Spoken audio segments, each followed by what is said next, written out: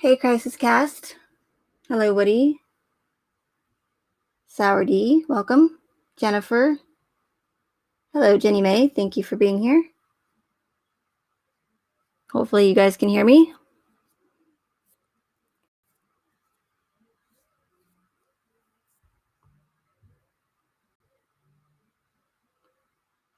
So I don't have anything extravagant planned today. I just decided to do a live stream since I had some time and maybe answer some questions, do the best I can anyways, as far as that goes. Just because of the whole censoring thing, I'm going to try to just answer them maybe without reading them, depending on what the question is. So feel free to put them in the chat, because whenever I do live streams, I'm never paying attention to the chat. I don't mean to do that, but I get on my little rants and you know how that goes. So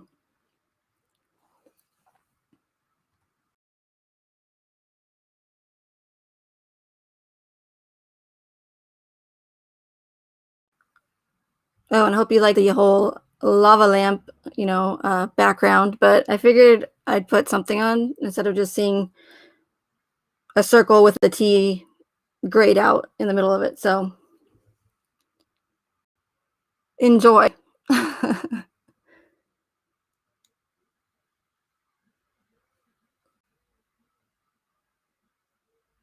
No, Saturday, no X tags. We don't do X tags here. They X tag me, they can do it themselves. Hey, John. Hey, vegan.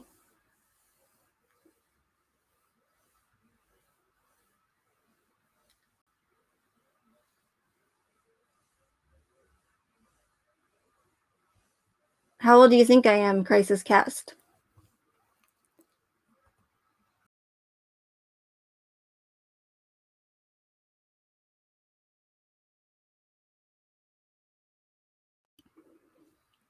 And I should probably specify, but I meant ask me questions pertaining to the case, not pertaining to my personal life.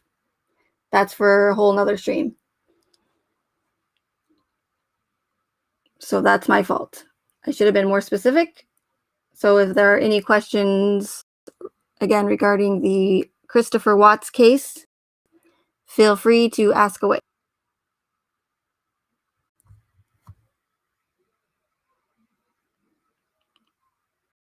Hey, Callie.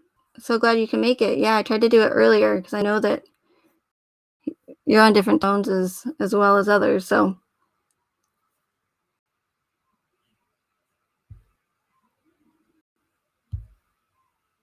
I know you're on different tones as well as others. So let me turn myself down.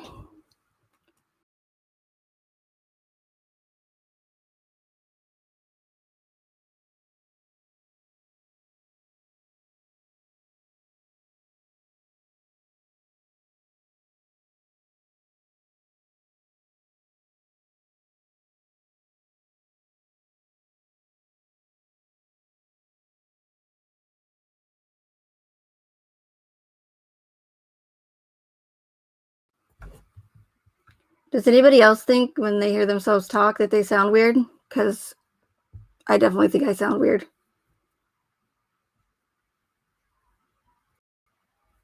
Hey, Mark. Thanks for being here. I seem smart, like not like a millennial. Well, thank you, I think.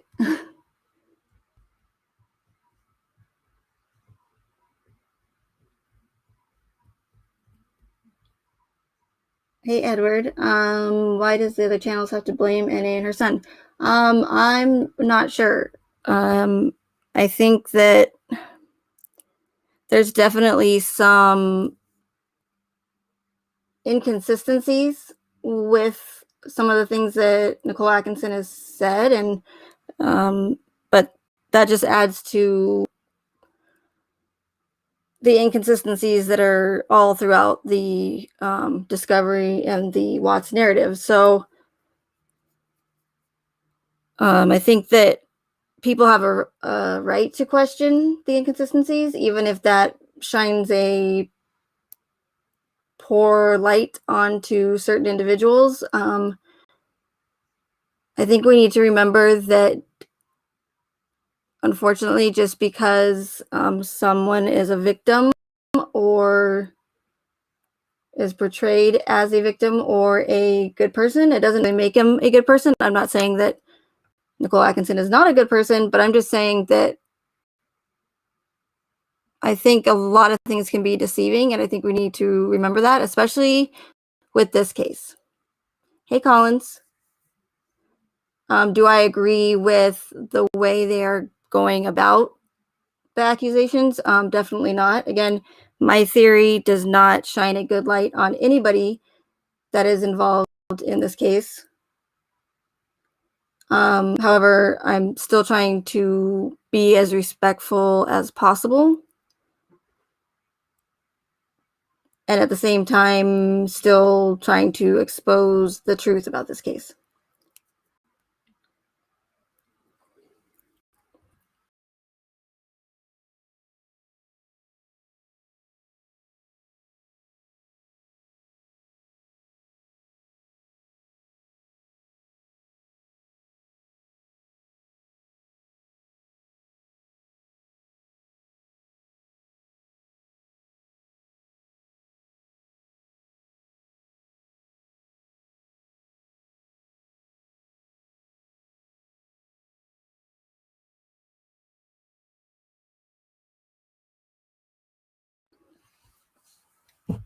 Edward says, you can see Nick putting Shanann's purse in the kitchen on body cam on the wellness check. You can?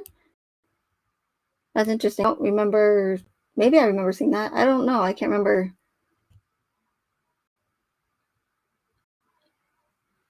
You gotta remember, too, that with the body cam footage, we only have Officer Coonrod, right? That showed up for the wellness check or the welfare check. So we're only seeing where, what's going on wherever Coonrod is. So whenever Coonrod leaves, we have no idea what's going on the side or off camera, which is pretty frustrating to say the least. Or we don't know what's going on when Coonrod is at Nate the neighbor's house watching the television. Chris is gone for a while. He leaves for that time. Nicholas Atkinson, Nicole Atkinson, they're both wherever. Who knows?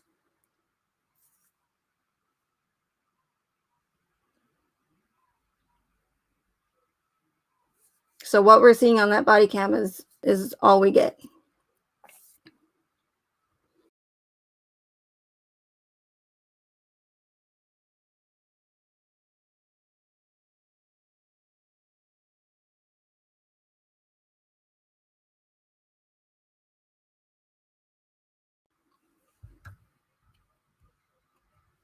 Yes, when they come back from Nate's.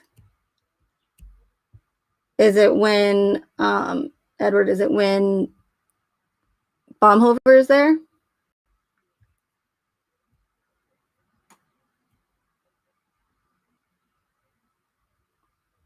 And I do remember some people saying that the vase, the flowers with the in the vase on the table in the kitchen were there, and then all of a sudden they weren't there. But then someone debunked that, so I don't even really know what's going on with that. It's hard to keep track of everything, but I think at one point there was even pickles on the table, a jar of pickles, and then the jar of pickles was not there. But I don't know.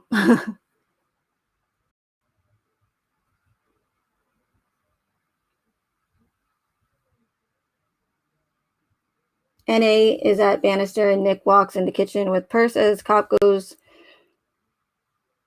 to go in kitchen. NA gives her phone to cop with Sandy on it. Does anyone else in the chat remember this?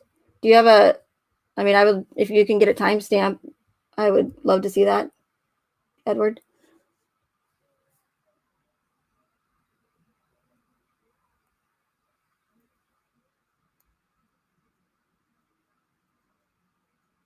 Yeah, I definitely do not agree again with mocking anybody, such as Shanann or Nicole Atkinson. Again, like I said, my theory definitely does not shine a good light on anybody involved in this case. So whether it be Shanann, Nicole Atkinson, Nicholas Atkinson, it's one of those things too, is sometimes with these events, it's hard to decipher or be able to tell like who is a there's different kinds of victims in this case, okay? And I talked about this in a live stream that I did, going over the anatomy of these kinds of events. That's the one that I received a strike for. Luckily, it was only a warning strike, but if I get any more, then it stays on permanently, and then I can't stream for like a week or something. But there's different kinds of victims in these kinds of events. So you're going to have the ones who are your main characters per se. So those would be the knowing and willing victims. You're gonna have another victim type where it's your knowing unwilling. You're gonna have unknowing unwilling, and then there's one more that I always forget. But so you're gonna have the ones that obviously that you're knowing and willing are the ones that are the main characters, as I said, and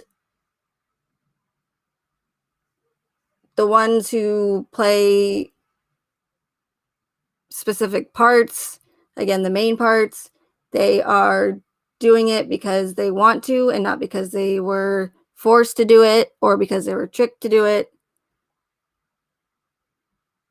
You have ones that, for instance, like Bella and Cece, they would be, of course, your unknowing, unwilling victims because obviously they would have no part in any of it or knowing what they're partaking in, if that makes sense.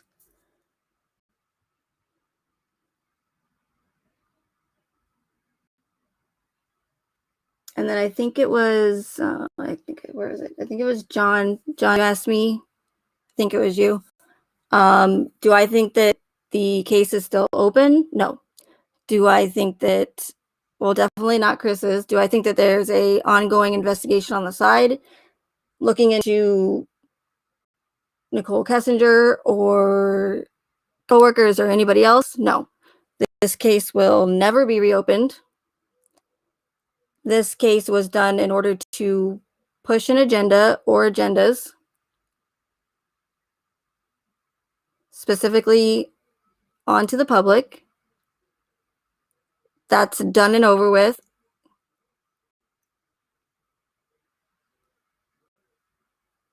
And that's that. So it's no. I know that's not what everybody wants to hear, and unfortunately, I'm not here to tell people what they want to hear or to bring you the new breaking news of disinformation. Hey, Grizz.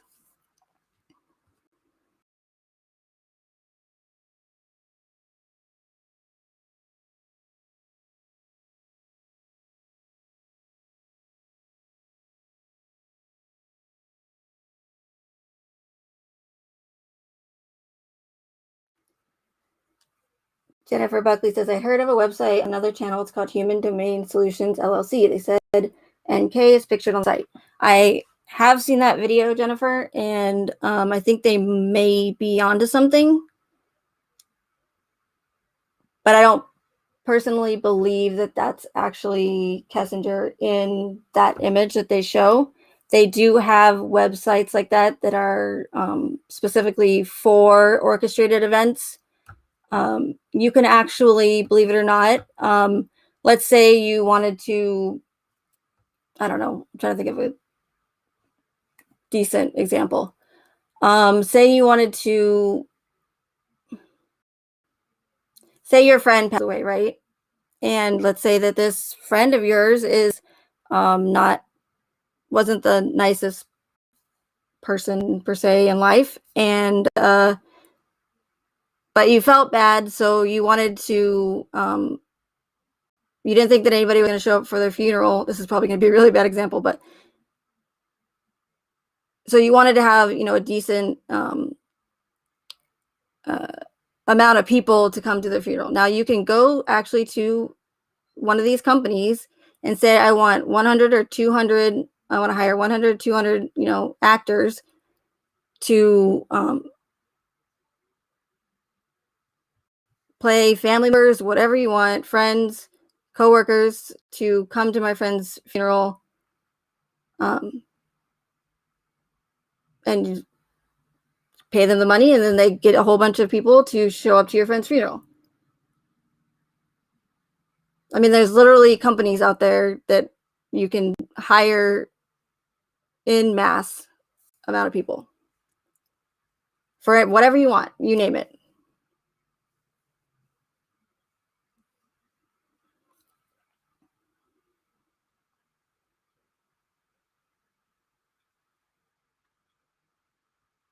But the reason why I say that I don't, well, for one, I don't think it looks like her. It's hard to tell because the picture is blurry. But I really don't think that the ones in control are going to leave Kessinger's picture up there on that website. I just don't think they would be that sloppy. But then again, you never know. Sometimes they don't even care.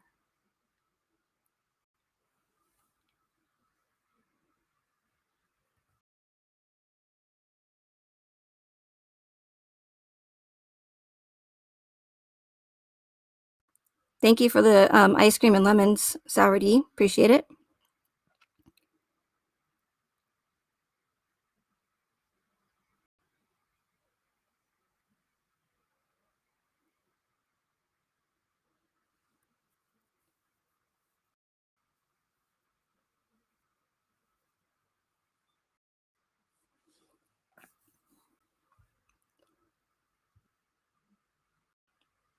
So I recently heard, and calling them out for 20 just reminded me of this. There was a subscriber on a recent channel that actually went to the Watts home and recorded their, you know, their trip and everywhere around the house, and showed that there are in fact street cameras or CCTV around the Watts home, as well as pointed out a couple of oil tank batteries that are fairly close, are actually extremely close to the Watts home. Now, I thought I remember them saying that these were brand new. So if anybody can confirm this for me, or if they can, you can confirm whether or not they're old oil tank batteries near the Watts home, because I don't ever remember hearing about them or seeing them.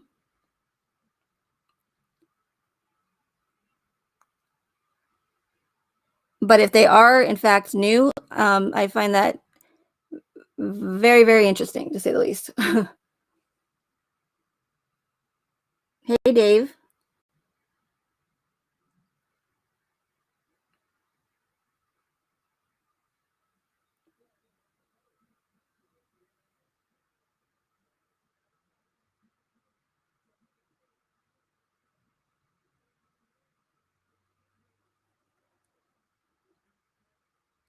Oh, yes, Dave, you're right. C-Dub, yes, she is awesome. That was actually a really, really good video.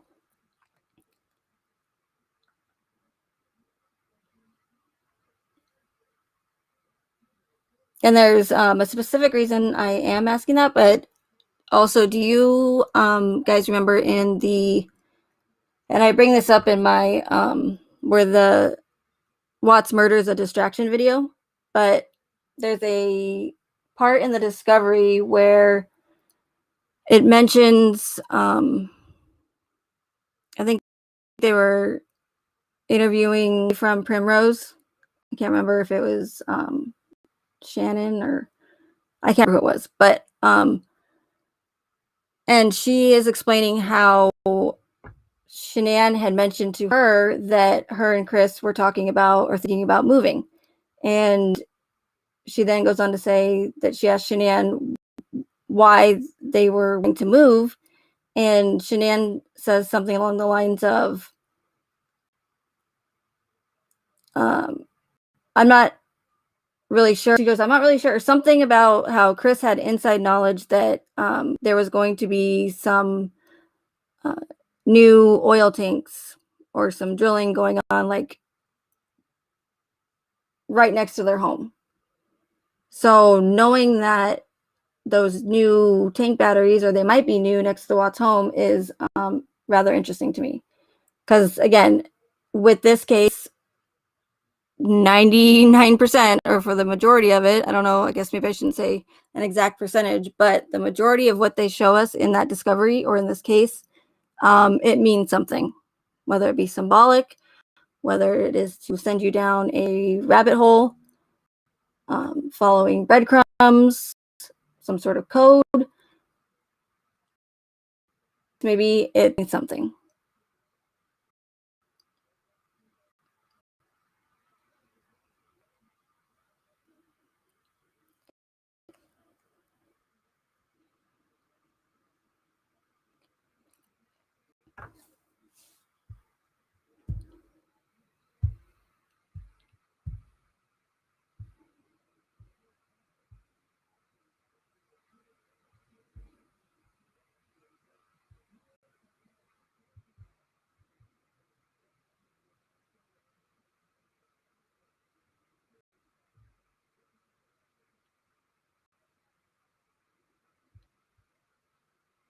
Yeah, Callie, I don't think I have either. But then again, I keep saying this, but I'm still new to true crime, because again, this is the only case that I've ever covered.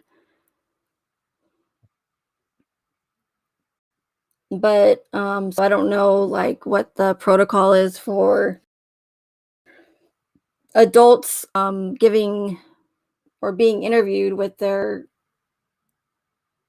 adult guardian or whatever. I guess they're not really their guardian anymore because they're an adult. But I agree. I have not.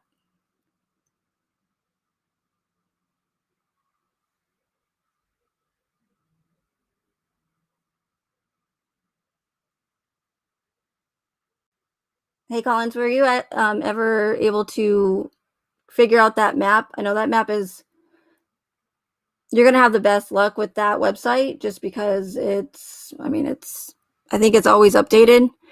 But then again, I don't know. I don't even trust those. But there's so many symbols and stuff on it. Yeah, it was confusing. But if anybody can verify for me whether or not those oil tanks that C-Dub showed on her video, that would be fantastic.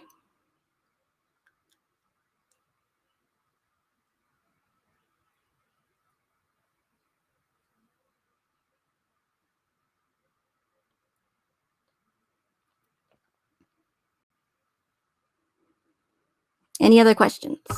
Because if not, I'll just start ranting, and I don't know if you guys want that. Hey, Tech. Glad you can make it.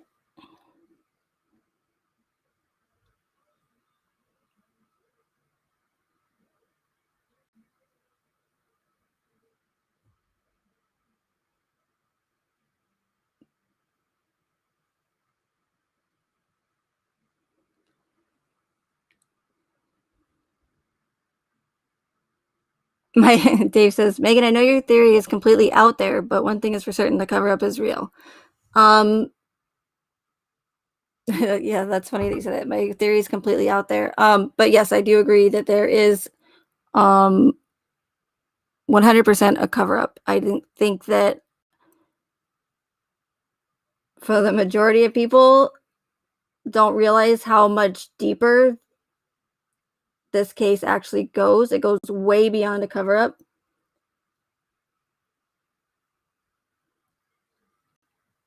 What's actually, when I say that, it's like, oh, Buddy says hello. The problem with the whole cover-up thing is again, he does this every time at this time. Every time at this time. The problem with the whole cover-up thing is, my question is, why would they, law enforcement or the government or whoever, Weld County, why would they release the amount of information they did if it were a cover-up? I know people are going to say, well, Weld County was forced to release the discovery and the body cam footage and yada yada. But again, I've seen it before in past events. It's just a excuse for them to release the footage and the discovery in order to push the psychological aspect of the case. If that makes sense. Probably doesn't, but again, it's I have to really watch what I say.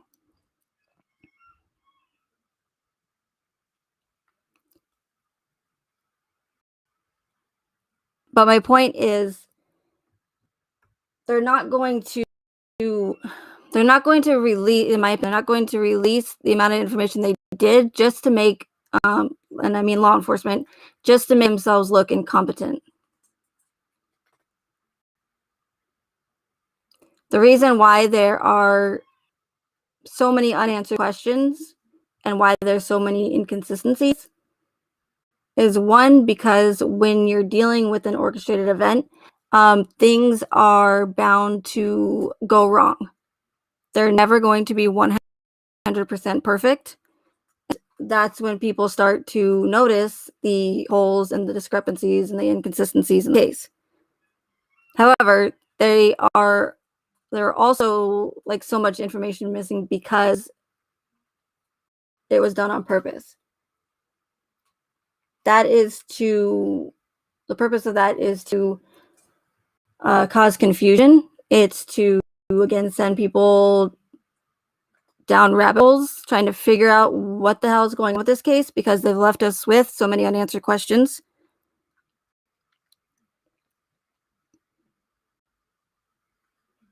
And these are questions that they are never going to give us answers for.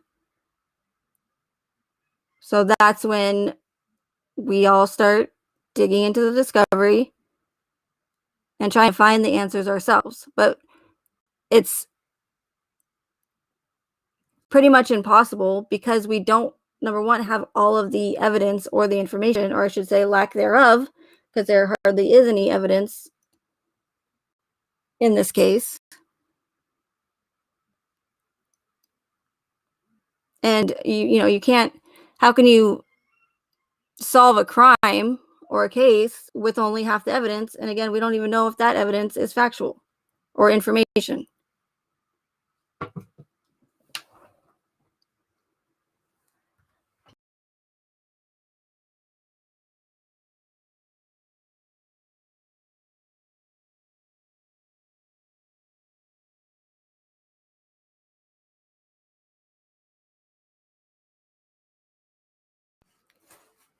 Because if you'll notice, and I mentioned this in my last live stream, they, instead of providing us with actual transparency and actual information, factual information or evidence, instead, you know what they provide us with? They provide us with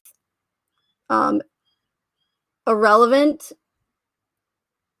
body cam footage that has absolutely no significance, or it does not help the case or help us figure out what in the hell happened to cause Chris to, quote unquote, kill his family.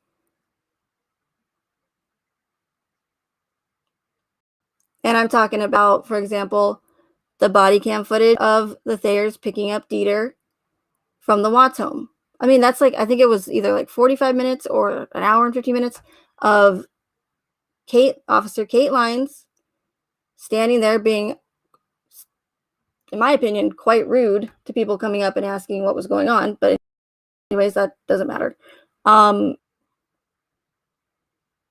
So pretty much, around an hour of body cam footage waiting for the Thayers to come pick up Dieter from the Wacom. Please tell me how that is relevant or has any significance or does anything beneficial for the case, or why do they give us this useless body cam footage? What in the world does that have to do with the case? It doesn't have anything to do with the case. It's just filler. It's just for show. It's a pull at heartstrings. So people go, oh my God, that's so sad. Poor Dieter. And yes, poor Dieter. That's very terrible because that poor dog. Anyway, but it pulls at heartstrings. Seeing this body cam footage of the Watts friends go and pick up Dieter from this poor empty house where this wonderful family once lived, but who is now just been annihilated by the one closest to them. So it's for good entertainment. And I know that sounds kind of terrible, but that's what it's for. Or, body cam footage of Ronnie Watts being transported to a hotel. Like, why do they think that that's important to share with us? They didn't share anything else of relevance to help us understand, again, what the hell happened with this case, or to give us some sort of closure. Why would law enforcement think that that's relevant? I don't want to see Ronnie being transported to the jail. Some people might want to, but I don't. That personally does not help me have any closure. All it is just for show. Because it's dramatic, right? It's like a new episode saying murderer's father has to be transported by law enforcement to a hotel after he confesses. It's I don't know what the word I'm looking for, but it's just dramatic. It's for show. Okay? It's just to make it seem like they're being transparent when they're really not, when they're just giving us a bunch of crap body cam footage that, again, has no relevance to the case.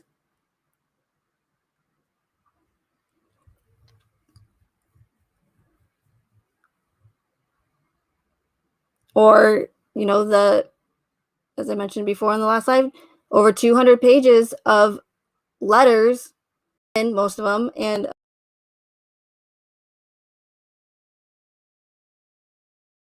other people wrote.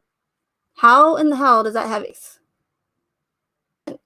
But again, it pulls at heartstrings. It gets people pissed off because these women, how can these women, support this, family annihilator, this monster? Like, these women are sick. It's just to get people pissed off. It's to get people that like the drama of it all. But it doesn't have any relevance to the case. And that's, it does seem like 1,980 pages is a lot of information, which, granted, it is compared to any other cases of information that we, have received. But when you're talking about over 200 pages here, of letters that were Chris, and then you have many, many pages that are blank or only have one sentence on them, or they have one post-it sticky note of notes on it. Add all that in, and it's like pretty much like a third of the entire discovery. Like, it's filler. They never gave us anything relevant to make us understand what in the hell happened, or give us closure. So regardless if, let's say that the media did force law enforcement or, threaten to sue law enforcement if they didn't release all this information on the case because it was such a big deal. So, I mean, that's not transparency. That's just showing us what they want to show us to make it look like they're being transparent and to make it look like they're doing us a favor when really they're not.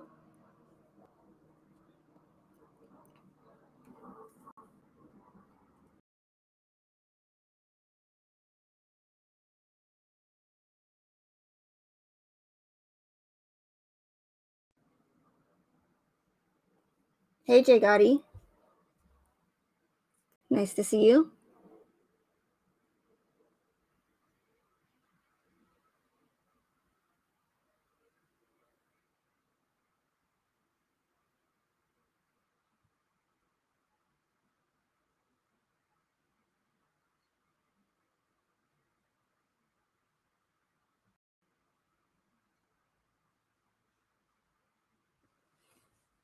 Yeah, I agree, Dave. Michael Rourke is definitely something else. And he's one of the major catalysts in this. I'd like to say that he's one of those knowing, unwilling victims in this case, but unfortunately, let's be real, he's definitely one of the knowing and willing victims, if you want to call it that.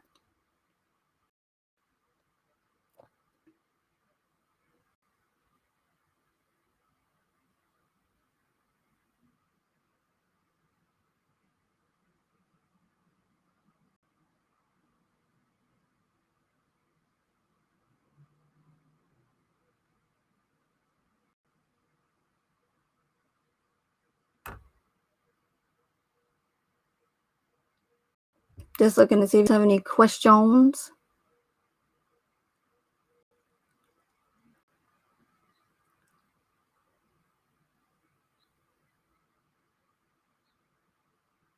Hey, Purple, did I say hi to you? If I didn't, I apologize. Thank you for being here. Thank you for modding. I appreciate it.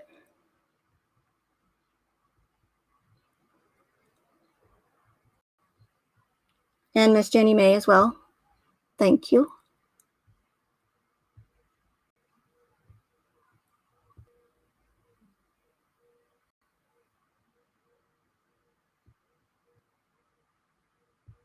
It is funny to me. Well, it's not funny, but it's crazy to me that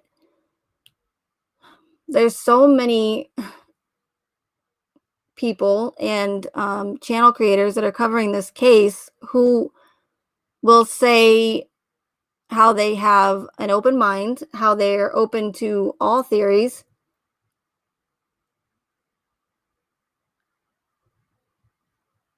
Megan YouTube tried to hide Emma Luell. Oh, hi, Emma Luell. How are you? Comment, it's all love emojis.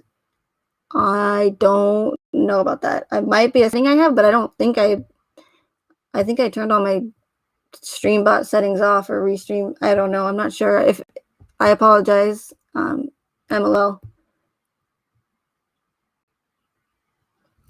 But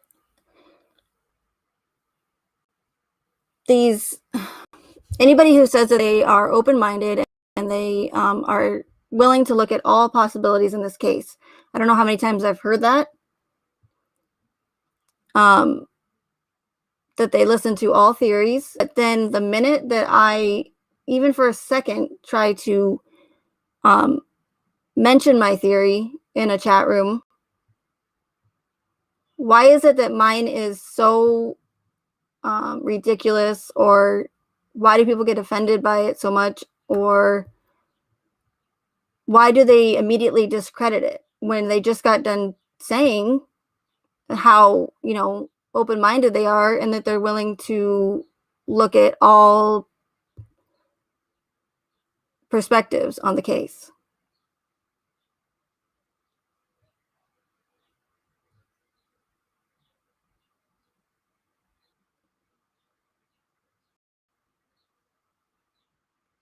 And I should not have to hold back from voicing my opinion or my theory on the case in chat rooms, because I've always allowed people live streams, as well, as well as channel creators come into my live stream and voice their theories, even if they, don't agree with, if I don't agree with them, or if they don't support my theory. I'm never going to make anybody feel like they can't speak their mind in my live streams, in my live chat. And that's at the point I'm at, is again, I shouldn't have to worry about what I say or voicing my theory, because it's important to me and that's why I'm here. Every single time I go into a chat, I find myself, hesitant to do that.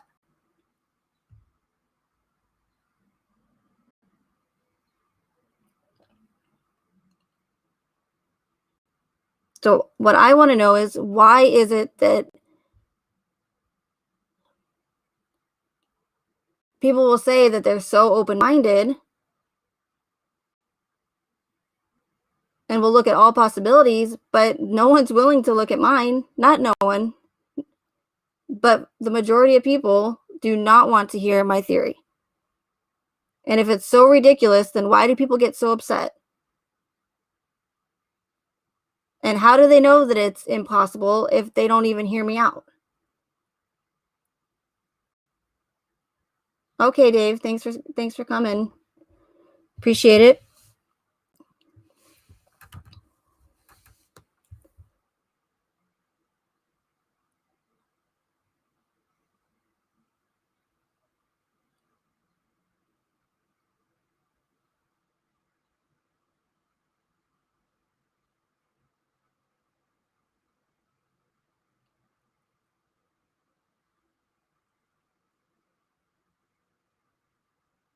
And I've heard, some people say, well, why is it, or if, why isn't your channel been taken down? Why aren't the Ruseks going after you?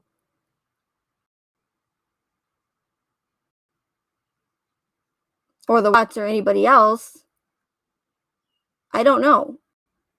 I don't know. Probably because, for one, I do not draw a lot of attention to my channel like some other channels do. I'm not saying accusing anybody. I'm just saying that I stick to my theory. I don't put out disinformation. I don't put out the information that everybody's going to want to hear because it's dramatic and it's, it's juicy gossip. I keep to myself for the most part. I do my thing. And a lot of people, to be honest,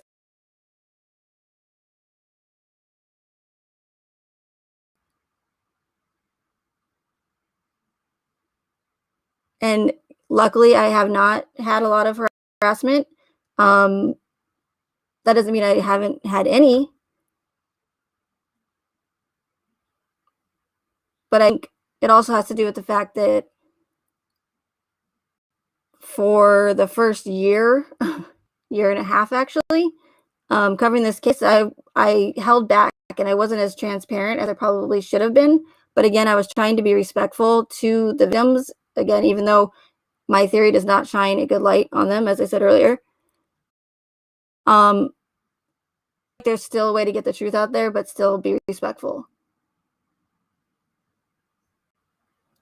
So maybe that's why I haven't received so much harassment, because I'm not so bold about it, and I'm not saying these people are this and this person's guilty of this, like, but that doesn't mean that my theory isn't correct.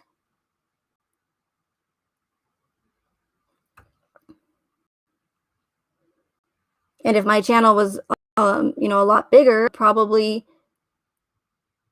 more than likely have more trolls or more harassment. But again, my channel is small and I don't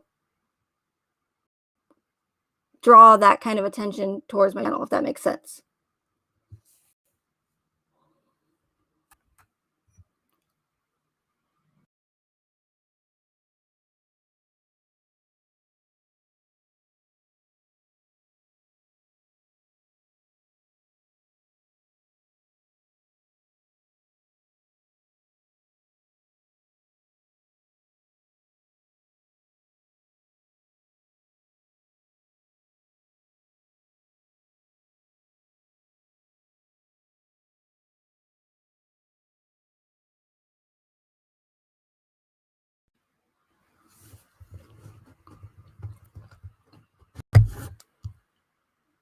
And if I missed any questions, I apologize because I wasn't paying attention again. Please put them in the chat again if I did miss them.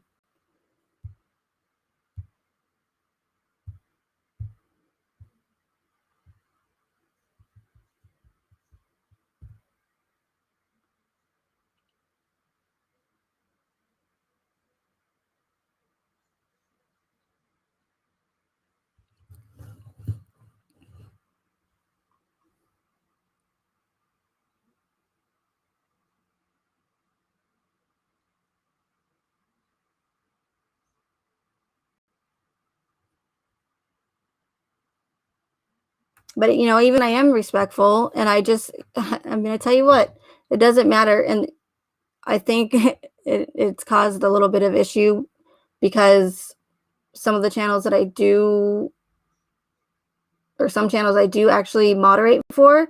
Now, I never asked to be a moderator. I am humbled that, you know, they would trust me to moderate for their channel. But I think that does make it more difficult for me to voice my opinions, I guess, because I, you know, like I'm a moderator. But even then, I feel like I should be able to say what I'm allowed to say, especially when I have never censored anybody unless they were being crude or just straight up rude and trolling. Like, that's just not necessary. There's a difference between having an opinion and just putting the same shit in the chat over and over and over again.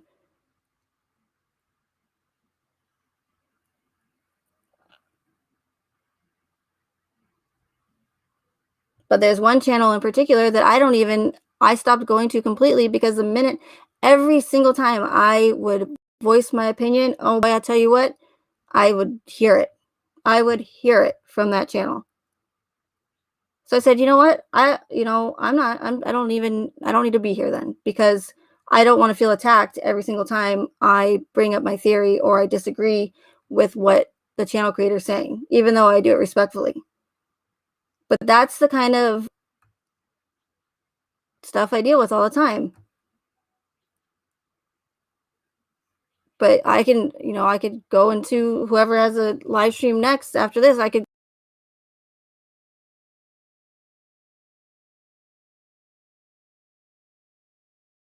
this, or and now you have those certain channel creators that are saying that Shanann killed her kids, but people are just soaking it up.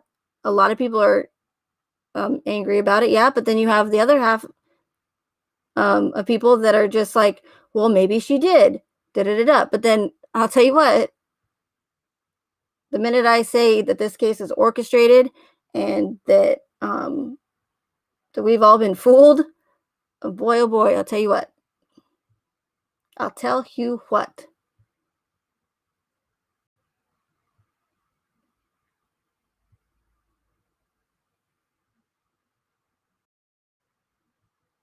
So is that? Is it because people don't want to admit that they were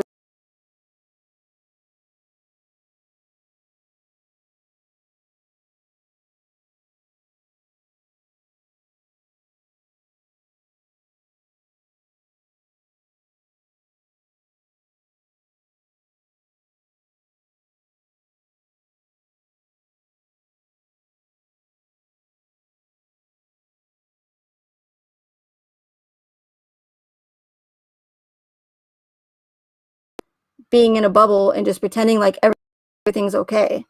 Because it's not. And there are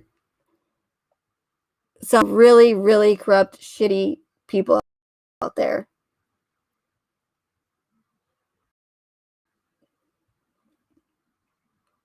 And people will say, well, I believe in, these orchestrated events too, but not this case. Not this case. There's no way. Well, believe it or not, you guys, it's happening, and it's been happening in true crime. And again, I've said this before in my little live streams. I did not know that they were orchestrating these homicide cases. I had no idea. I was just like everyone else. I watched all of the true crime documentaries on the Discovery Channel. I watched, trials or whatever, just all the mini documentaries.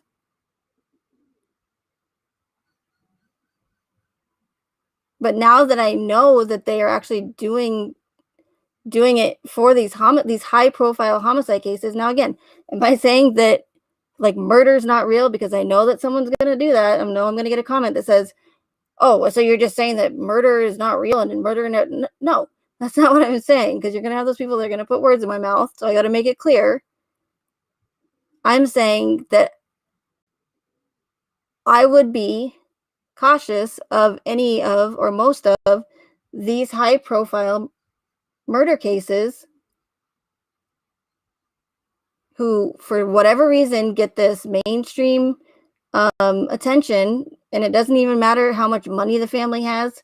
There's cases that have just come out where they were not a wealthy family. But yourself, why these certain cases get more media attention and spotlight than other murder cases.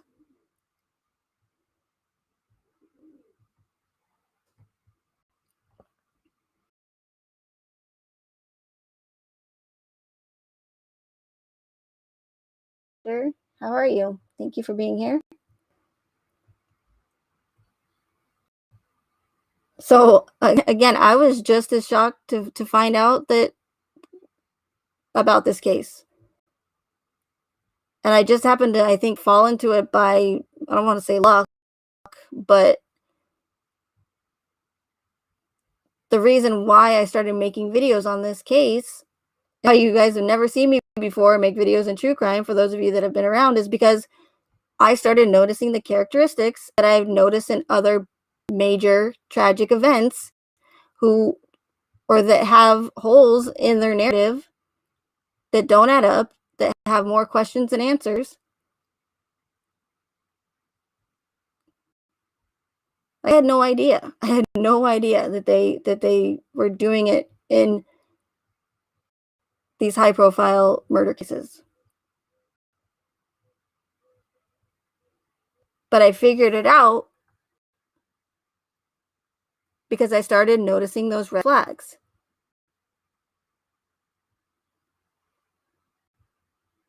And once I realized it, everything made so much sense. Everything that didn't make sense made sense. I know I just said the same thing, but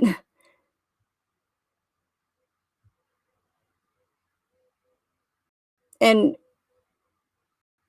it's just like a weight off your shoulders. Like it was a weight off my shoulders. Just knowing that I wasn't going to fall victim to this tragic event is a huge relief. And it does. And like I said before, if you can push your emotions aside, if you can look at it from a different perspective, just say, fuck it. It sucks that I was duped. It's really, really shitty. You know what? I'm not going to let these corrupt individuals fool me again. And I'm going to concentrate on real cases that have victims and who deserve their memories kept alive, or deserve somebody advocating for them, who don't get this spotlight from the mainstream media and the public. But really think about it. All these high profile murder cases, those are the ones that pull in the most people, that get people hooked.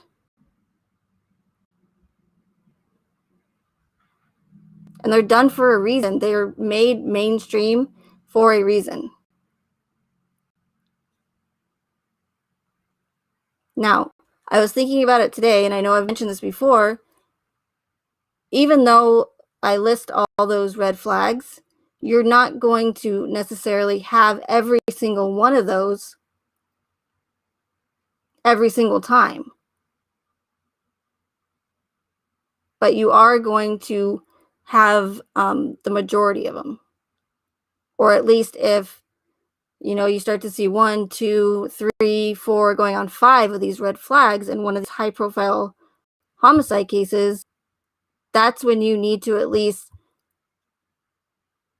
stop for a second and reevaluate what you're being told.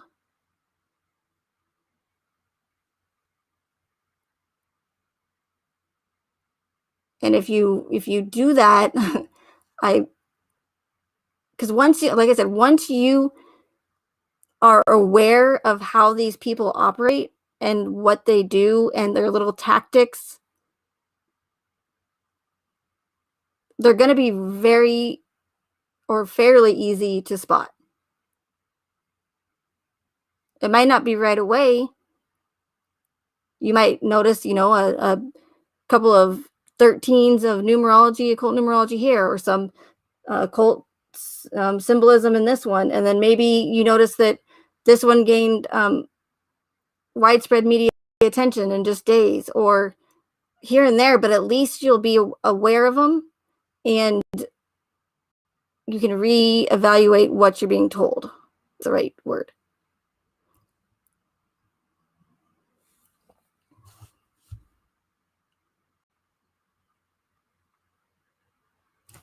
So I got off track there, but what I meant to say was there's going to be these orchestra events that are going, some of them are going to be more successful than others. Okay. So let's say, for instance, like just because they released all this information, like the discovery in the Watts case, don't release all the information in a different case, that doesn't mean that it's not orchestrated. But in my opinion, the ones that have the amount of information released, the ones that are more intricate and well planned, or all the body cam footage released, those are the ones that are going to be successful, in my opinion. And they're going to grab attention of more people and get people hooked and reel people in. And these events can be all different sizes. But I think the reason why this one was so successful is the way that, for number one, it was put together. The amount of planning it took to put everything together, to orchestrate it, is why it was so successful.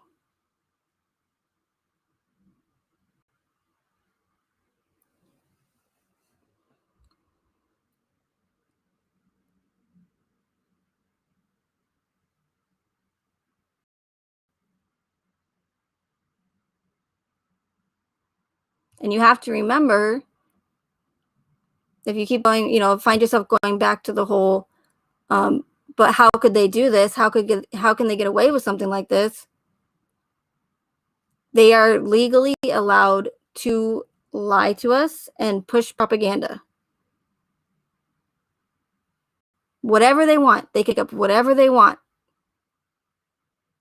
They can do it with no repercussions. Or even if, people do realize that they were lied to, we can make all the fuss we want. You can get people rioting. You can have people getting just pissed off, right in the DA, right in the Attorney General. It doesn't matter. We cannot retaliate against them because they can legally do it to us. Does that make sense? Hey, Swamp Lover.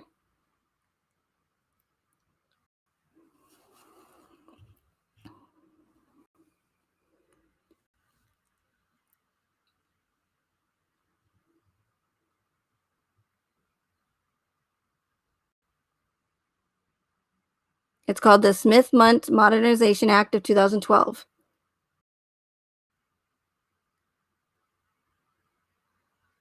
Before that bill was passed, they still did it. They still pushed propaganda on us for years and lied to the public. They weren't supposed to, but they did it. But now, after that bill was passed in 2012, now they can legally do it, and we cannot.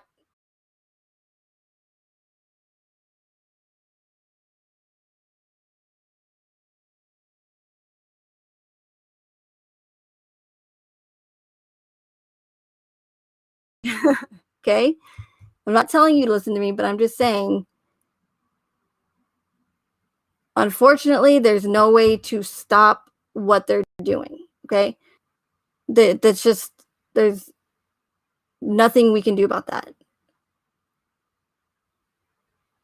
But what you can do is stop being a victim to their lies and to their manipulation and to their propaganda and to their agenda.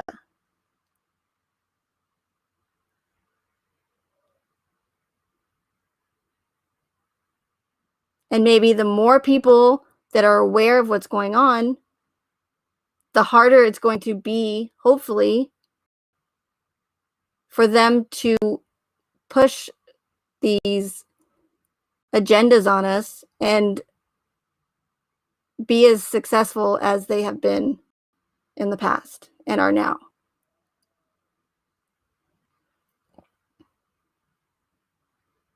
There's always going to be the ones that are never going to want to hear what I have to say. They're never going to want to go there. There's no hope for those people. But for the ones that are hope, or do have hope for, and don't want to be a victim or don't want to be lied to anymore, then those are the ones that I'm trying to get through to right now. Whether it be 1 or 1,000 or 10,000.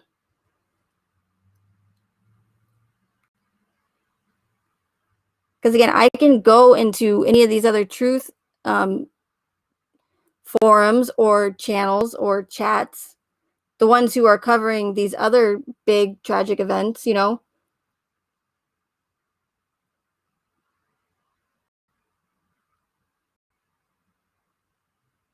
but those aren't the ones that need to convince, like,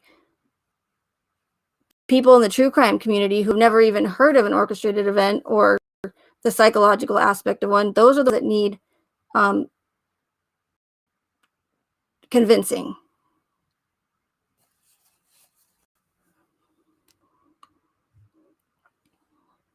Hey, King. Nice to see you again.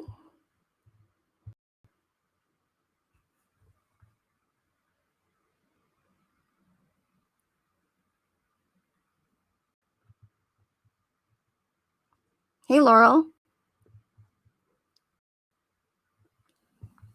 And if I missed any questions, I apologize again. But I don't think, and please, like, ask questions. Don't be afraid to. I saw someone before say that they want to ask a question and they're too afraid. Don't be afraid to ask questions. Now, I can't promise that I can 100% answer it because of the censorship.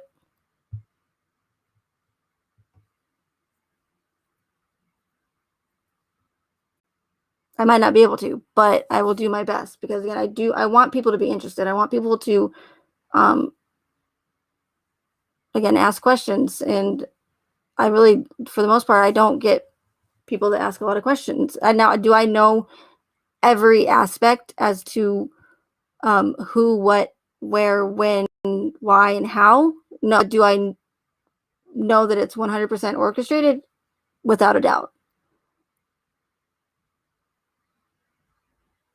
That's why I've never changed my theory. That's why I've never flip-flopped. Not that there's anything wrong with flip-flopping, but people are allowed to change their opinions. But you're never going to see me go back and forth or say, okay, maybe I'm not sure. No, it's never going to happen.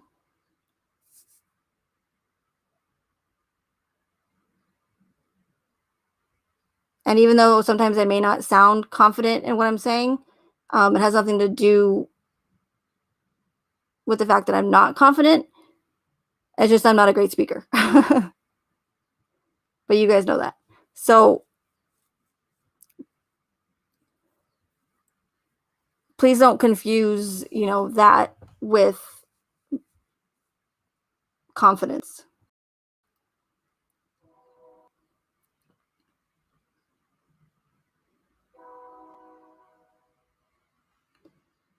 Calliet, do you think that when this case has lost its interest, they will send a similar one out with the same amount of coverage? Yeah, I do. When it will happen, I don't know.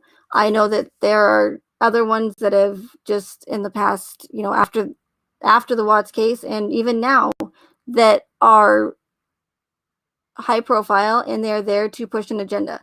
Now, again, they are nowhere near as successful or as big as the Watts case, obviously, but they're all going to be done to push an agenda or to take away some sort of right or to manipulate, to sway opinions, to again, there's always going to be some sort of agenda, whether it be to demonize, the white middle class male, whether it be to make people believe that there's more murder and homicide and death than there really is, so that people are always in fear, whether it be, I'm just throwing stuff out there, but there's always going to be like the Gannon case, suspect, case, suspect, the more suspect, the Sharkey case, very suspect.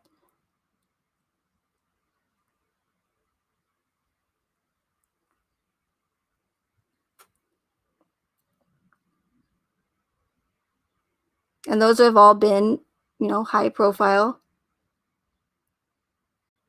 cases that have gained a lot of, media attention. And why are those cases over any others? Oh yeah, Jenny May, thank you. And the two missing boys as well. Jenny May's already pointed out several inconsistencies in that case to me.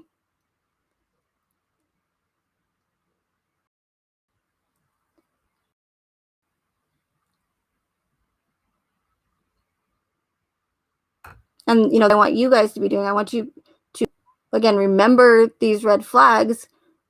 I mean, even start with the numerology. You start seeing like 13s popping up all the time. It's not just because it's a common number. It's because it's put there because that's what they do. Or if something doesn't seem right in a case, it's probably because it's not. Or if something doesn't make sense, I'd keep your eyes peeled out on that case.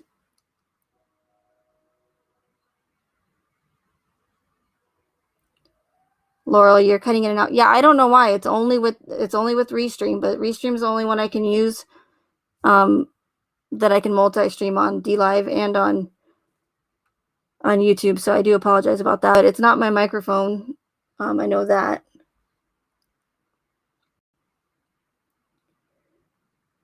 So it's something with ReStream. It's ReStream annoying.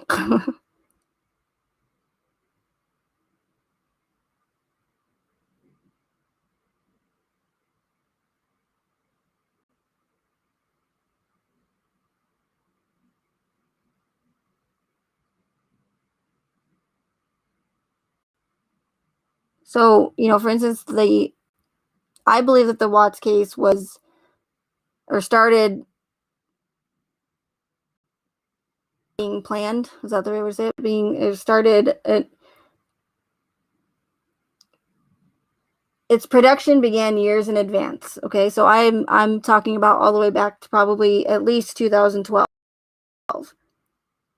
and it's because that's when American Horror Story came out, its first season in 2011, and in American Horror Story, the very first episode, we have our first connection.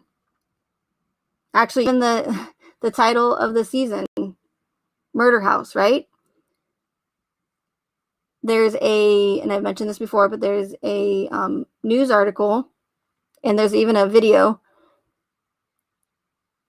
of a local news, Denver News or whatever, where it says moving house can be seen outside of murder house. Moving truck can be seen sitting outside or in front of murder house. So it's funny to me that the mainstream media and some other sources, for whatever reason, dubbed the Watts house the murder house. So right there, in season 1 American Horror Story, it's called Murder House. So it's right there. Your first connection is in the title, you guys.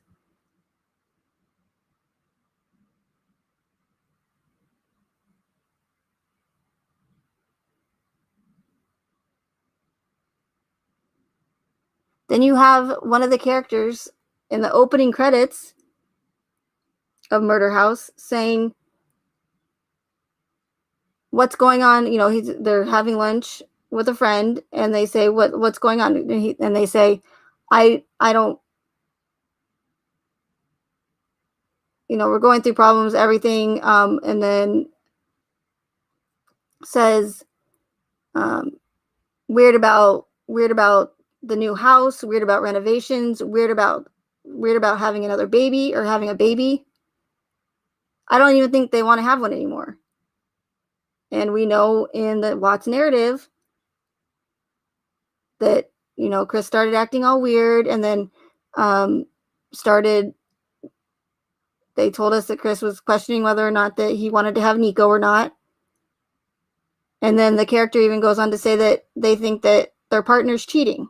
And we know from the Watts narrative that Shanann thought that Chris was cheating. I mean, it's like, call me crazy, but I don't know how many times I have told you guys to go and watch, even if it's too gory or if it's scary, go and watch American Horror Story. And this is not a pitch for American Horror Story,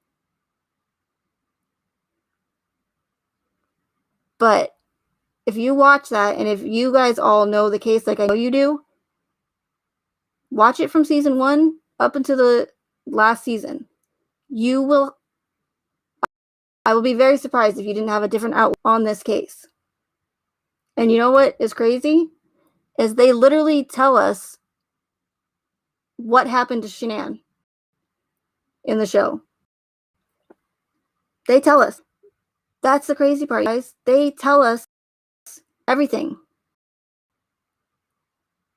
They put it right in front of us.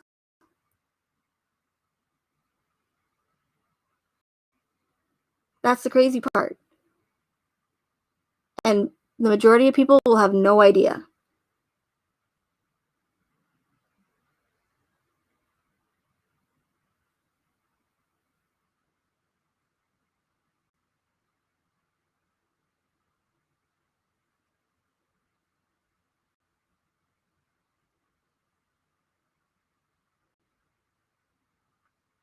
And I even put that part where it mentions what happened with Shanann in my American Horror Story videos, or one of them.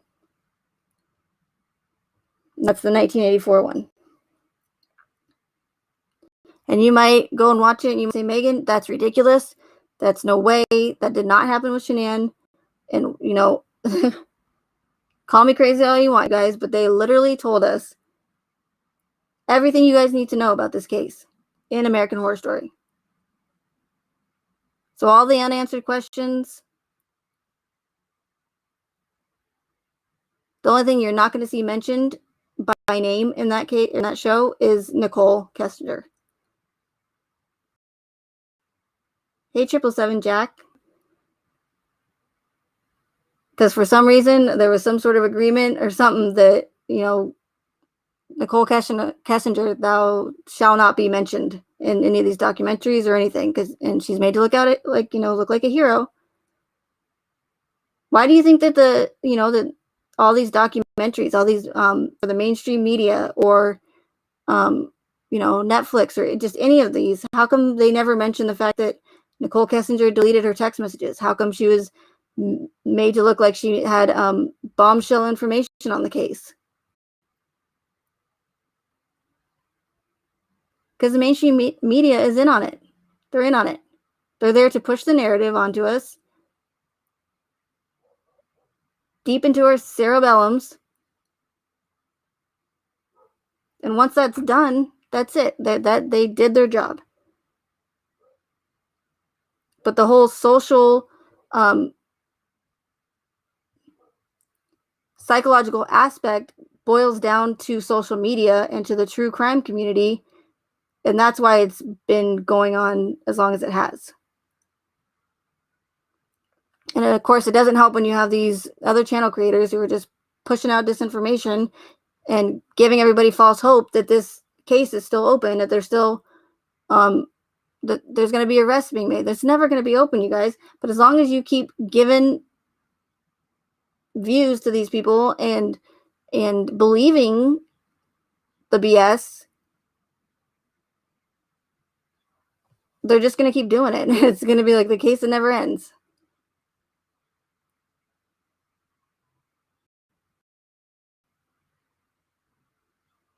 And of course, I say that right, and then they'll be like, "Breaking news," Nicole Kessinger's.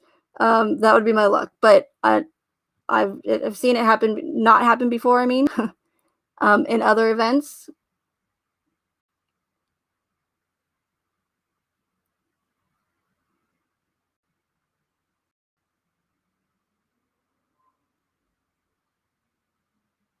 And the event that I always mentioned prior to the Watts case, who also or everybody thinks it is, that majority of people think it's a cover up. And who looked stupid was law enforcement. They looked incompetent. They looked like it was 100% a cover up, but it wasn't a cover up. It was orchestrated to push an agenda, to sway opinions.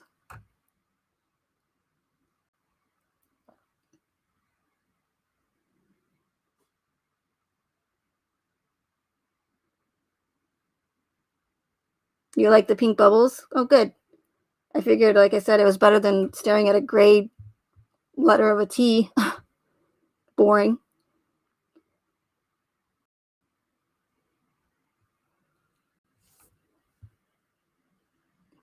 Okay, so we're 118. Okay, I'm going to try and keep it definitely under 2 hours because I don't like to make them that long because I know that's way too long for a live stream. So and that's why I do like to make videos, because I like it to be straight to the point, but it takes a lot of time to make videos. And again, actually, I mean, it's not about the views, but it's just like when you put so much effort and work into something and you just don't get the amount or the, if I have videos that are over 2 years old now and they're still like barely pushing 1,000. So it's very frustrating, I guess, when you do put so much work into it.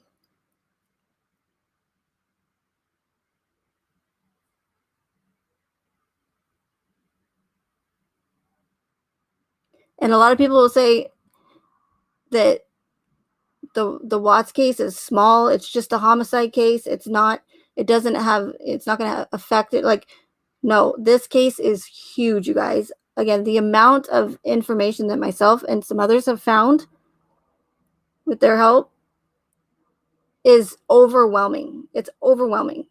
I've never seen so much P and P, and I hope you know what that means. And Jenny May can maybe put it in the chat for me if she would be so kind. But in American Horror Story and in all the Easter eggs and the breadcrumbs, there's so much. And I one of these days I will put it all together, and maybe that will have a more wow factor to it. But I mean, this case goes way beyond a cover up, you guys, way beyond. I mean, the extent that they went to organize this whole thing, to put it together, to get all the names matching up, to get one breadcrumb will lead me to another breadcrumb, and it's like a spiral effect. It's fascinating at the same time, but it also infuriates me of their agenda and what they're doing, and that they're doing this to millions of people who don't deserve to be lied to.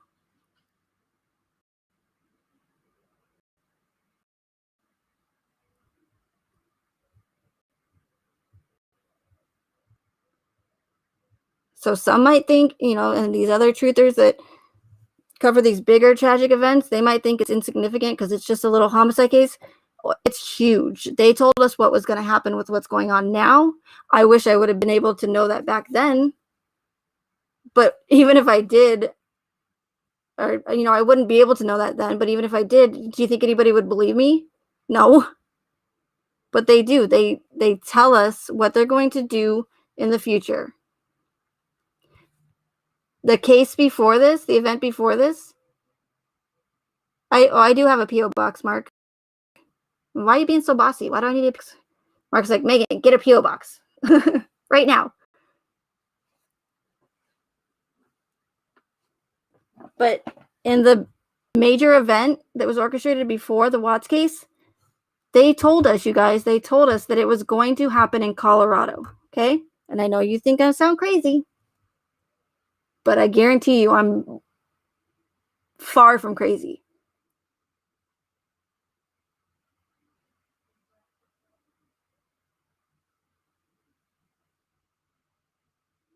They also told us what was going to happen, what's going on right now. That's been this whole tragic thing that's been going on right now. They told us.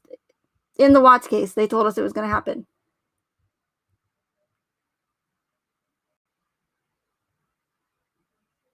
And now those certain, things that I noticed that I thought was weird, they make a whole lot of sense now. All these events, for the most part, you guys, are planned years in advance.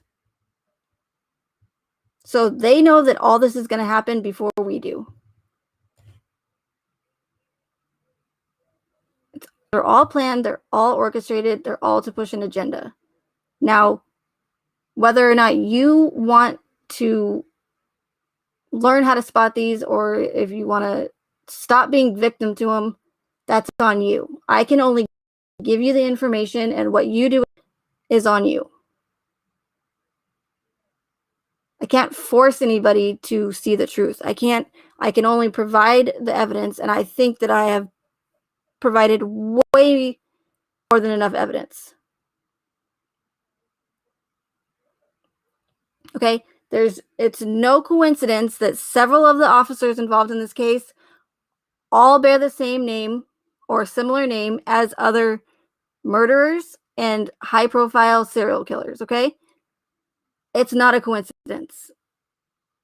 It's what they do.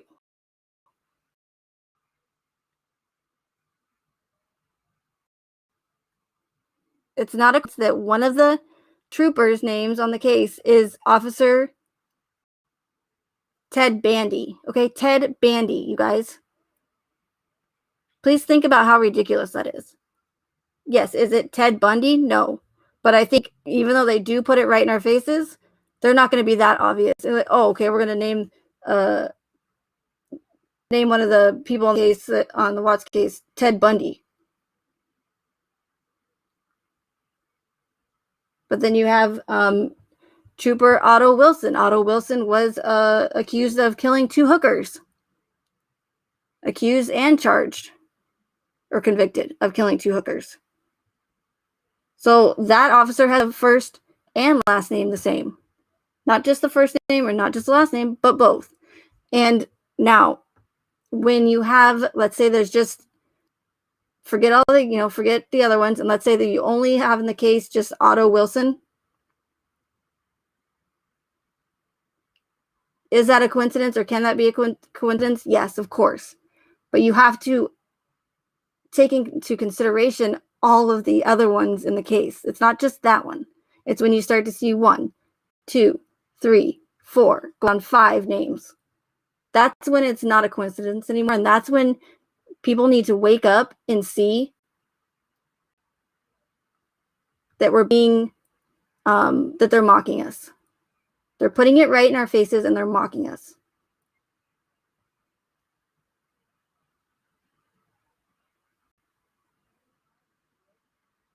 I couldn't make this stuff up if I tried. Okay? And I have a pretty good imagination, but I could not do this if I tried.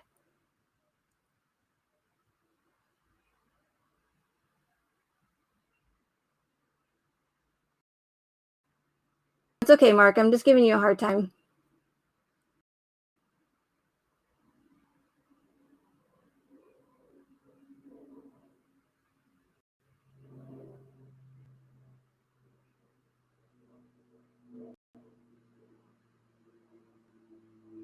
And there's several other names, you know.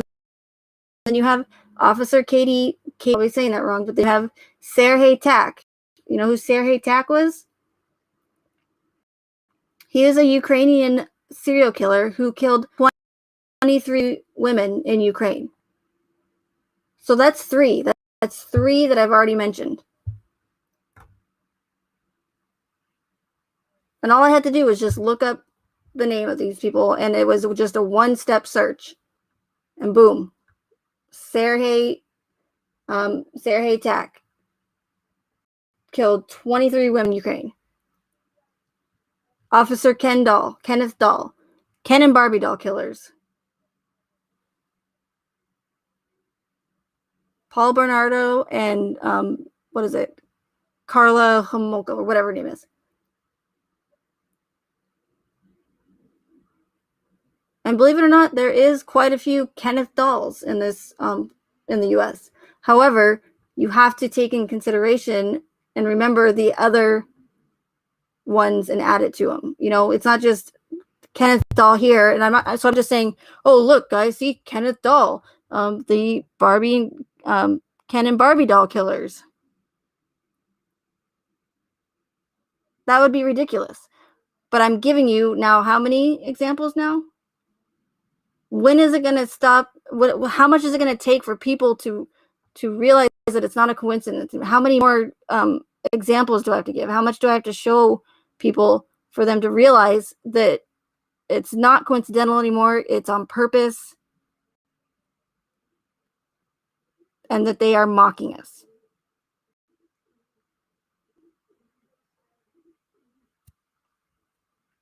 I have, I still have information after information of these Easter eggs and these breadcrumbs that I've found that I want to put in video. And again, I'm to the point where it's like, why am I doing this if no one's taking me seriously, or if everyone thinks, I don't know what people think, but I personally believe I've showed more than enough evidence to prove my theory. Whether it be actual hard evidence,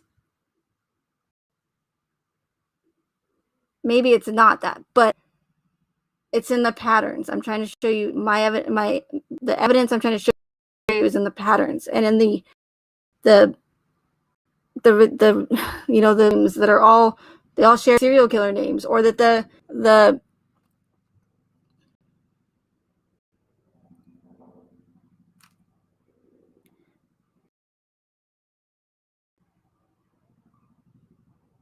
co-founder, one of the co-founders of Lavelle, his name is Jason Camper.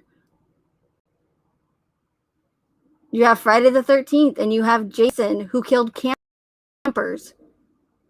As I've told, just like they get their inspiration, the producers of American Horror Story get their inspiration from actual cult leaders, or real life cult leaders, real life high profile serial killers, as well as inspiration from classic horror films, just Rosemary's Baby, Friday the 13th, Halloween. Just as they get their inspiration from them to put in American Horror Story, they are doing the exact same thing, or did the exact same thing, into the Watts narrative. And I hope I'm explaining that well. I mean, that's what they're doing. They're literally doing the exact same thing that they do in American Horror Story, but now switch that and pretend that the Watts case is a American Horror Story, right? But it's like a reality one, right? They're doing the same thing. So here you have these officers with the serial killers and murderers, right? You have several references to different cases, like the Scott Peterson case, to I'm sure the Kaylee Anthony case. There's just several, and I'm not going to name them all because I've made videos on them and I've talked about them over and over again. But I'm trying to make you guys see that these aren't coincidental, that they're right in our faces.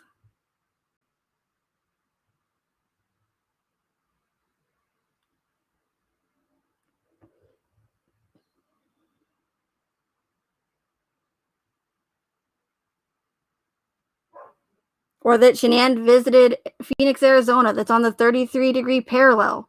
Shanann went to the Thirsty Lion in Scottsdale. Dioptase can only be found in Arizona on the 33-degree parallel. Or other, like Saskatchewan or something. That's Canada, but some other, like, country. But the only state in the U.S. you can find dioptase is in Arizona, you guys.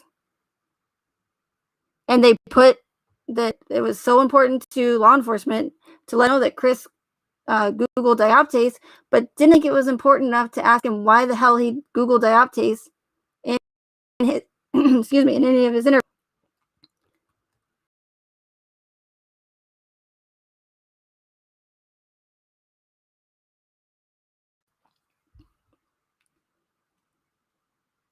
Shanann flew into Phoenix, Arizona before she went to Scottsdale. Do you know what the Phoenix is? It's a mythological, not only is the Phoenix still again on the 33-degree parallel, now I'm all country, but a phoenix is a mythological creature, right? Who is highly worshipped by Freemasons and the occult, who was known to represent death and resurrection.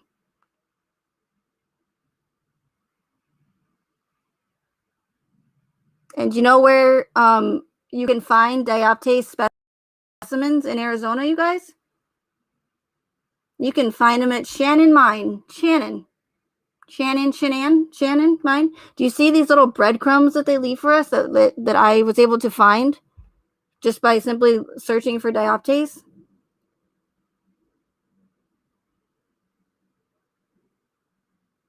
Now, could it be a coincidence that the only place you can find, one of the only places, there's one other mine in Arizona that you can find dioptase, but what are the odds that you can find this dioptase specimen in Arizona, Shanann went, in a mine called Shannon Mine? It's not a coincidence, you guys. Like, please, I need you guys to see this, and I need you guys to just somehow or another just do it. Just get the victim thing out of your head. Get the innocence thing out of your head. Get the whole pulling at heartstrings out of the way, and listen to what I'm saying.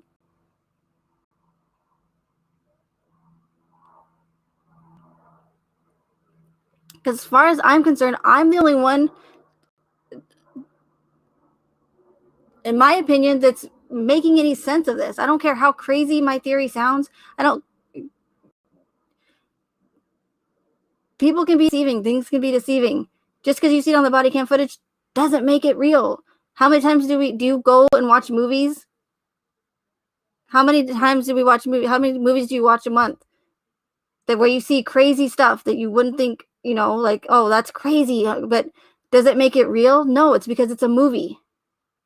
You're not going to go watch a movie and just say, oh, I believe it because it's on a movie. No. But it's stuff like that. It's stuff like the 33-degree parallel. It's stuff like, and it's not, I get that people think that not common and stuff like that, but you have to, when you're getting so many of the same number in a confined area, as in one case, you're not going to see it pop up that go out here. Here's your homework. Okay. Go to any like news article or like maybe a case discovery that wasn't high profile, and tell me if you find consistent numbers over and over and over again. Because you're not going to. You're not going to see all these 13s and 13, unless they're high profile or that came from mainstream media. Better yet, just go and look at a news story that's not, or whatever, or like, I don't care, like a magazine articles, whatever, a book. You're not going to see all of the same numbers or that many of them. You're just not. But you will see them in these orchestrated events. Because that's what they do. Why do they do it? I don't know. And that's not relevant to me. It's the fact that they do it and they put it in our faces. And everybody just believes it.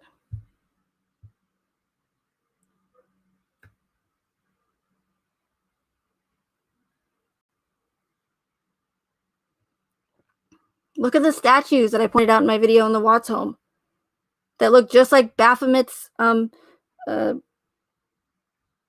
whatever it's freaking called. What's it called? I don't know. It's in his lap. I can't think of it right now. But there's two on each side of in the Watts family room. There's symbolism throughout that house, you guys.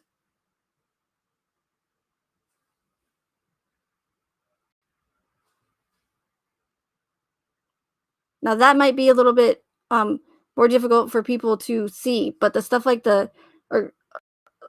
for instance, Survey 319, its coordinates. Guess what's in its coordinates for Survey 319? 666. Do you want to know how much Anadarko's oil price was the day of the murders? 66.6.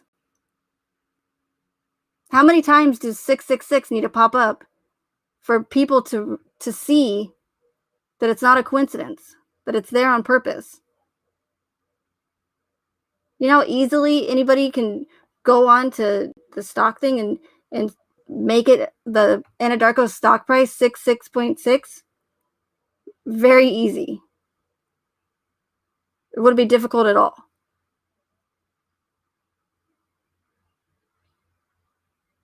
What are the odds that there's a oil field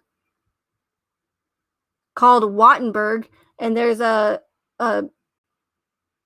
battery, an oil battery called Shannon, or a Sussex? Wattenberg, Shannon.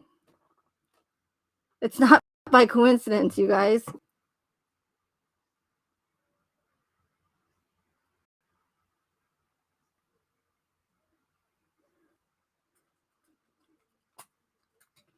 And yeah, I can keep making videos and I can keep showing people, but I'm to the point where is it even like necessary? I don't feel like it's necessary. I feel like I've given everyone the more than enough. And I know that some people are gonna like believe it or see the truth more than others. It just depends on cognitive dissonance, and it depends on whether or not they want to see the truth.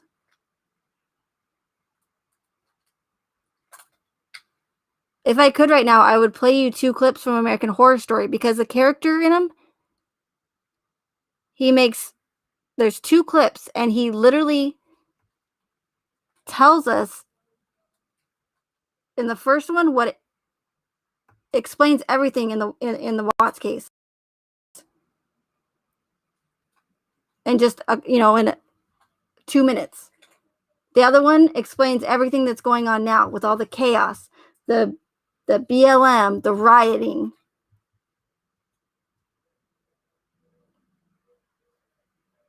the virus chaos that's been going around. He literally tells us that in American Horror Story, you guys, and every time I hear it, and I know it sounds dramatic, but I get the chills, because they literally told us what's going to happen and explain what was going on in the case. And he talks about how you can control people with fear, and how fear is like a virus. It's not like a virus. When it grabs onto a host, it gets it gets stronger. It talks about a little town in Michigan, but you replace Michigan with Frederick.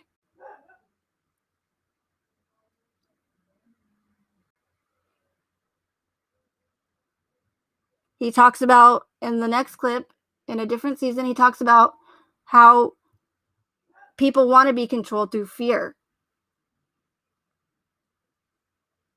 And that if essentially that if they allow us to happen, to run rampant, like the rioting where the police were never there for, I'm not even going to name these groups. Where were the police when all these businesses were being destroyed and being set on fire, and vehicles and these small businesses and just destroyed? Where were the police? They were just allowing it to happen. They were letting chaos run free on the streets a few months ago.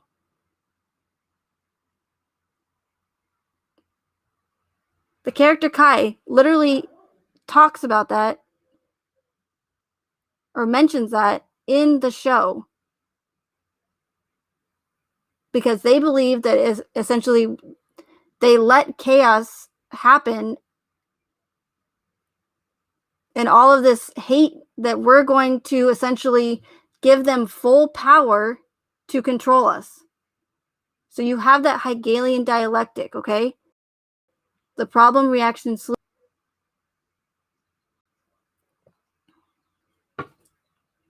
They create the problem, powers that be.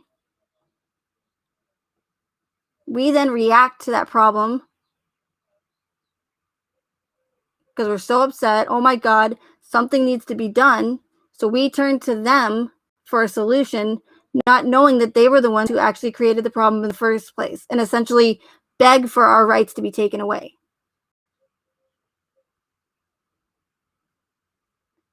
So by allowing all this chaos and all these businesses to be burned down, they are expecting people to get pissed off that nothing is being done about this. And that's when you get, again, the whole Hegelian dialectic. Stop the burning of these businesses. Stop, people being killed. Stop the rioting. That's their goal. They want us to turn to them to protect us, to stop the violence. But by doing that, we are asking for our rights to get taken away, okay? Does that make sense?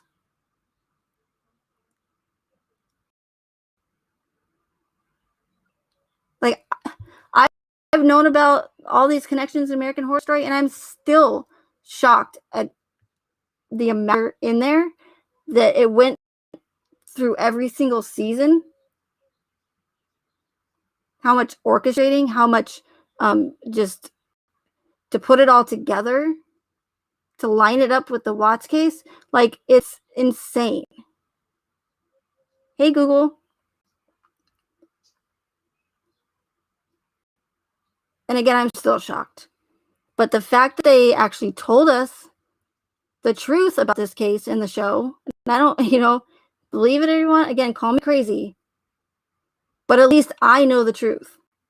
I know what's really going on and what went on. And again, do I know every single detail? Do I know everybody who is 100% involved, or why they got involved, or what they got from it, or got out of it, or what they gained, or what the actual agenda was? No, I don't have all those answers, or when and how. But the proof is in the patterns.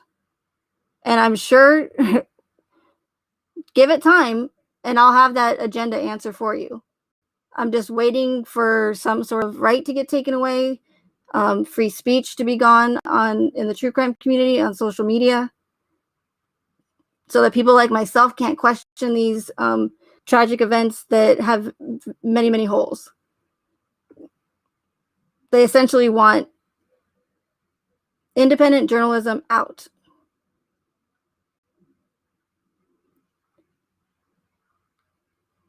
And so maybe with the Watts case, maybe it's They do it a little bit at a time. So maybe it's you can't talk back to victims. You can't accuse a victim of murdering her children. Boom, free speech gone. Maybe not all of it, but any questioning of these true crime cases is you're not going to be able to.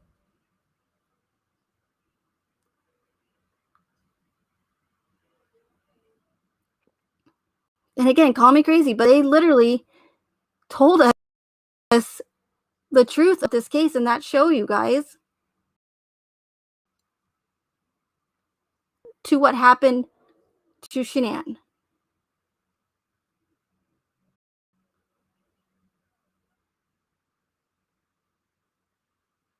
They told us in the show that chaos was going to run rampant in the streets. They told us that this whole virus was going to happen. They told us that the Great Reset was going to happen. They told us that. Did I know it then? No, I would have no way of knowing it. Did I think that whole time reset they showed us with Shanann in the magazine was odd and that it stood out to me? Yeah, and at the time when I didn't find an actual connection or obvious connection, I was like, well, shit, like that's a bummer, because again, everything they show us, or the majority of what they show us in this case, it means something. They're telling us something. And then after it was brought to my attention, because I completely forgot about it, and I'm so glad that person, my subscriber, pointed it out to me, because when she did, it all made sense. I was like, holy shit, time for a reset. They told us, just with that little magazine title, with Shanann holding that Thrive magazine, told us ahead of time that this quote unquote great reset was going to happen. And again, I would have no way of knowing that at the time. But now that it's happened, it makes perfect sense to me.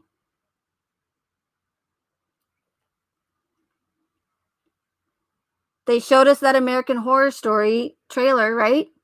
Not only so that we would go watch American Horror Story, because there you have that free publicity there, right? Because it got me to go curious to go watch the show, so I can only imagine how many other people did it. And not only that, but they want us to go watch the show, but they want us to also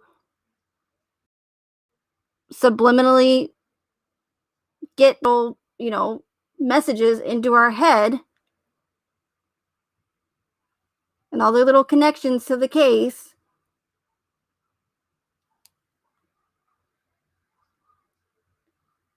But on that trailer, there's a woman, shallow grave, which, okay, yes, we know represents Shanann, right? But not only that, what is she wearing in that shallow grave? She's wearing a gas mask. What is the person in the shallow grave next to her wearing? A mask over their face, over their nose and their mouth. Wow, that's weird. Doesn't that sound, because at the time when I'm watching that trailer, it didn't make sense to me. Like, why is this woman in the shallow grave wearing a gas mask? And why is the person buried next to her wearing a fancy medical mask over their face? To me, then it didn't make sense. I mean, yeah, the whole Armageddon thing and the apocalypse thing, because it was from Apocalypse, of course. So yeah, does it represent that? But also, they're telling us, or they were telling us, that this whole virus thing was going to happen. And I'm probably taking a risk even saying that and spelling it out. But I'm gonna have to do that if I to make you guys see what's going on here. You know what they also showed us? Remember Bella and Cece wearing those oxygen or respirator? Both of them on their face.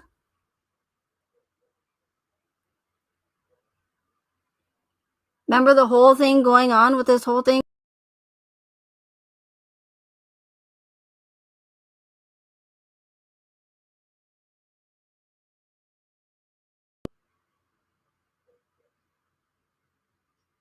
Do you know what was also just brought to my attention by one of my subscribers? Which I still might make a video on, but I might as well just say it right now while I'm on the topic. And I can't believe I didn't catch this, but I'm sure there's many other references or Easter eggs that I haven't noticed. That's how overwhelming it is with just the amount that they went to. But it was just brought to my attention, one of my subscribers, that in Chris's interview with Coder, he is talking about Shanann and him not getting along, and they're having marital issues, and about are they just staying together for the kids, and that doesn't always work, and it's not always the best idea.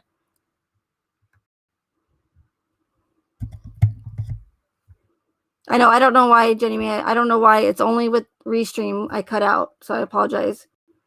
I'll just have to, I guess, use StreamYards from now on. But I'm almost done because it's almost at 2 hours. So hopefully you can hear me again.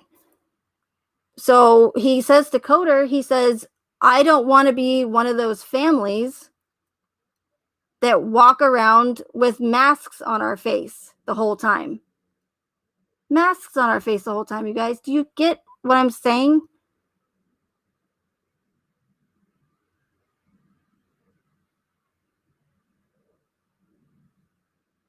And to the majority of people, they're going to think that he's just making an analogy or similar, I don't, whatever it is, some sort of reference, and saying, it's just to not really wear a mask on their face, right? It's just help me out, guys. But anyway, a metaphorical mask, you know what I'm saying? But if you know how these people operate, and you know that something will also mean another thing, that's how, like, they are clever. They're very good at what they do with their symbolism and stuff, and they're putting it right in our faces. So to the average, I don't want to say the average person, but to someone who is not aware of what and how they operate and what they do, and that they use these codes to essentially tell us what they're doing in the future, they wouldn't ever know that. They would simply think that he's just referring as to a metaphorical mask when walking around, not a real mask. But when they're actuality, they are telling us that this whole thing was going to happen. So he literally, and I can't believe I didn't catch that. And so, I'm so glad that they brought that to my attention, because, or how many times they said, it just feels like a movie. I made a video on that. Nicole Atkinson says it feels like a fucking movie. Coder even says that it's like on the movies. It's like just like in the movies, and Chris says in the movies. And then so it's like, how many times are these people going to all say that it feels like it's a movie? Even Frankie Rusak even says it on his channel in his community section. Something about it feels movie. Yeah, is that a common reference or term? Yeah, but when when several people in the case, and the main players all say it, what are the odds? It's on purpose, because they're essentially telling us, or literally telling us, that this whole thing is a movie, guys. Okay, and I'm not trying to I hope you guys don't think I'm talking down to you or anything like that. I'm trying to be more transparent, because I don't want to waste your time. I don't want to waste my time, and I don't want to sugarcoat it anymore. And if that means I risk losing my channel, then so be it. But I can't sugarcoat it anymore. And if I want people to see what's really going on, I have to be straightforward.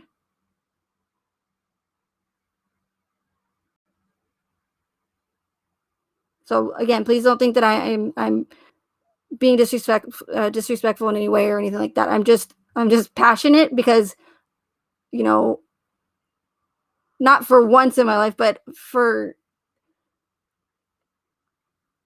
as far as this goes, I am 100% confident in what I'm telling you guys. And whether it be my calling, I don't know if I, I'm not like into like all that stuff or whatever. If it was meant to be, all I know is that I am the only one who has noticed these connections in American Horror Story. I'm the only one talking about it. I'm the only one that noticed all of the, but I am, for the most part, the only one who has uncovered everything with this case, and it's huge. Okay, so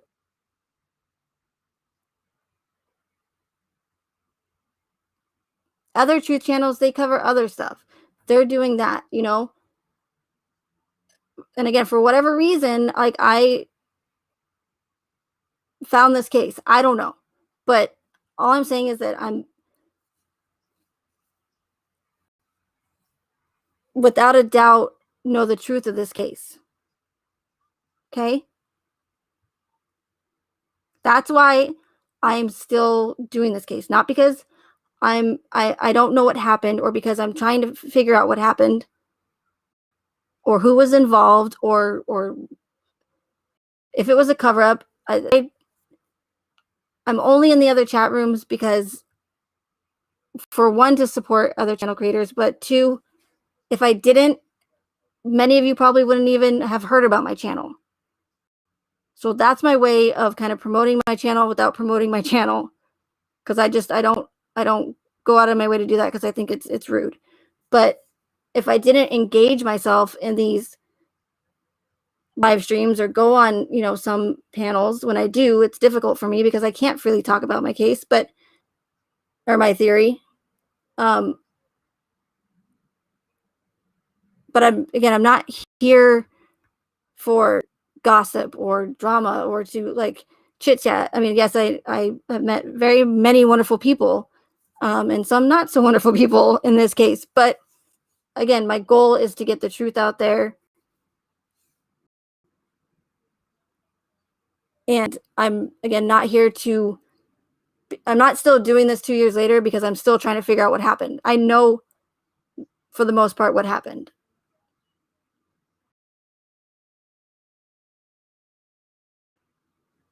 To me, I don't need to know then who or whatever, all I know is that it was orchestrated, and that's enough for me.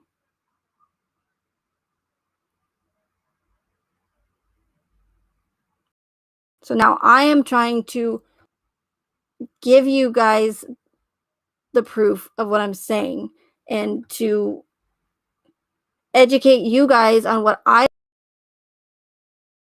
other tragic events and other people that I've followed before I was quote unquote woke.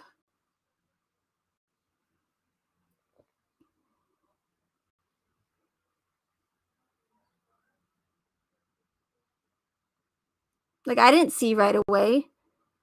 No one's going to just immediately go, oh, yep, Megan's right.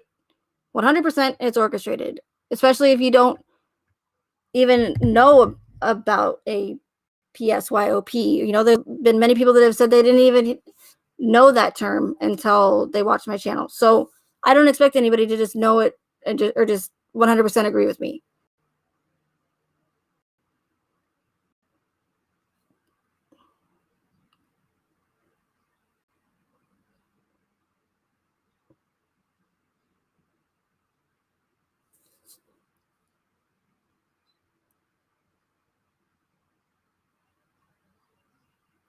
But I'm definitely not going to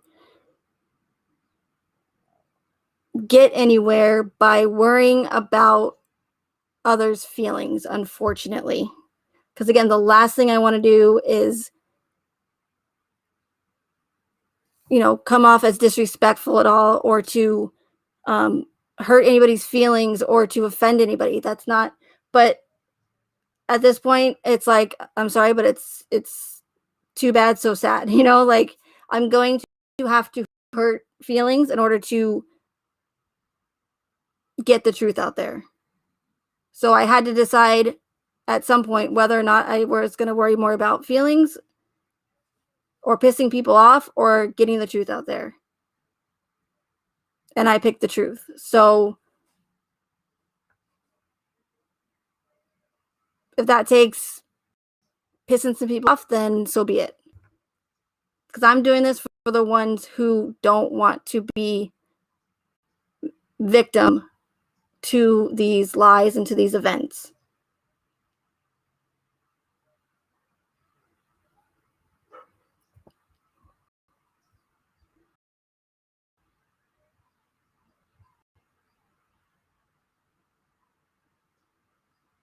And I might have 38 people in here, and that's it. Between D Live and hi Shani, hi Shan, thanks for the nums. It's 38 compared to 600, 700 people that these other channels are getting. But I much rather have 38 people who actually want to listen to what I have to say and are open-minded and are willing to look at it from a different perspective, and who are thinking, hey, maybe I don't think I actually want to be made a fool of anymore, and I don't want to be duped, and I don't want to be sad for something that I shouldn't be.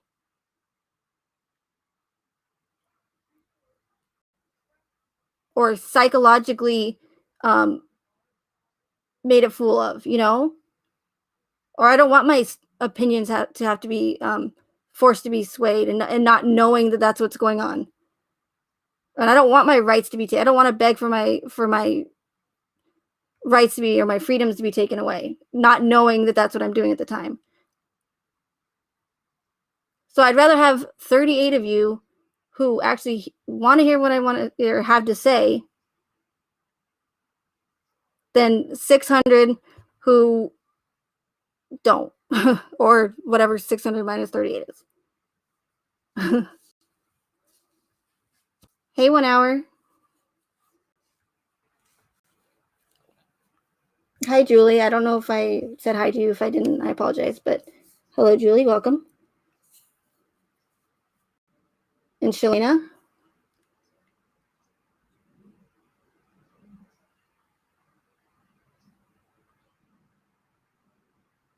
So hopefully I answered some questions. I know I got on a rant again, but I wish I could play clips for you guys from, or videos from other truth channels, other people who are talking about the same exact thing that I am, the same exact symbolism, the just all of it. But I can't, because, then the YouTube troops will come after me.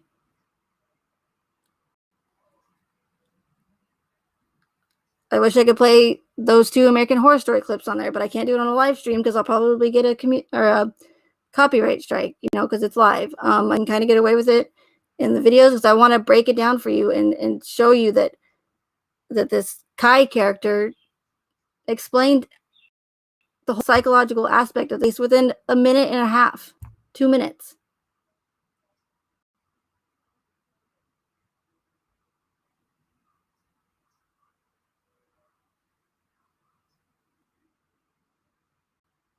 But I can't do it.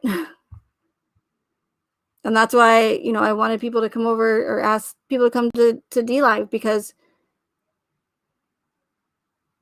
it's not as censored there, but now it's getting censored already. I didn't think it was going to happen that soon. I knew it was going to happen, but I didn't think it was going to be that soon.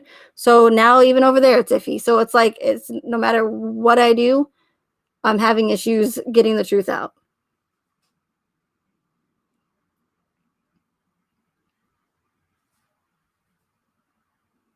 And again, I'd much rather have 37. I just lost one, but I'd rather have 37 people in here because I am speaking the truth and not because I'm talking about the latest and greatest gossip on the case, whether or not Kessinger had twins with Jim's baby or Chris's baby, or what Ronnie dinner that night, and if he threw it up, whatever. I'd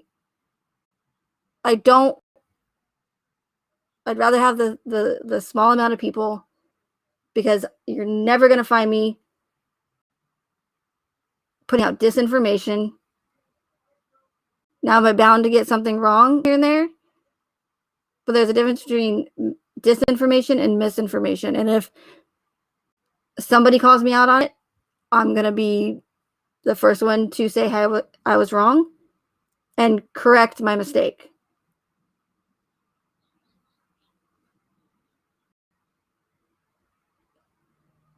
But you're never going to see me just causing drama just so I get views and mislead people.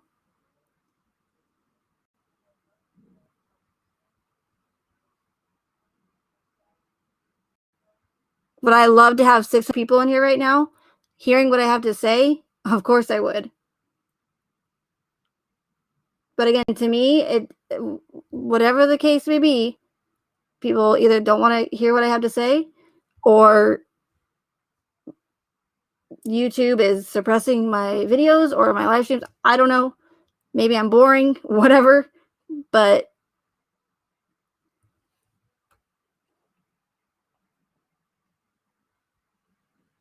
I don't know why that is. But again, I forgot what I was saying. But you get my point. I don't want to be repetitive.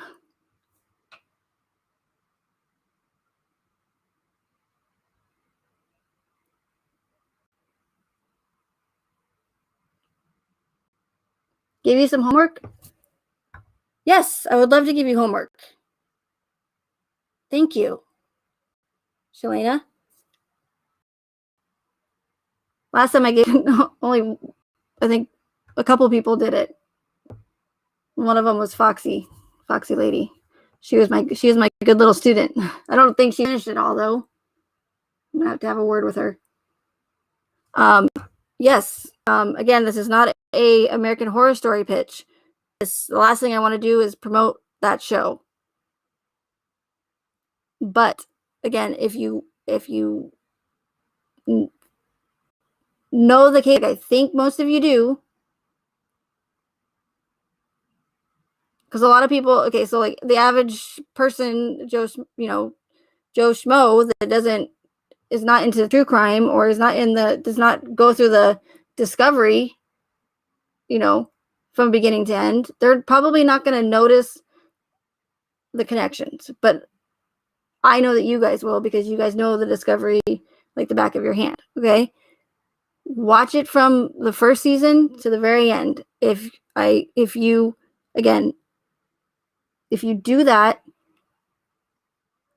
and you don't have a different perspective on this case, I will be very surprised. And whether or not you think my theory is possible, or whether or not you believe the official narrative,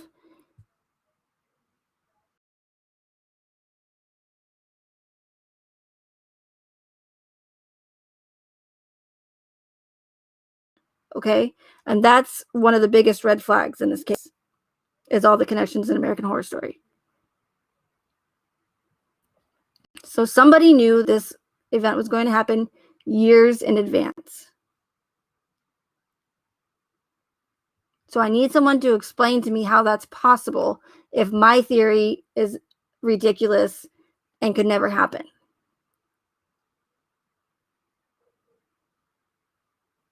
Because all those connections, in my opinion, support my theory just in itself. Hi, Becky.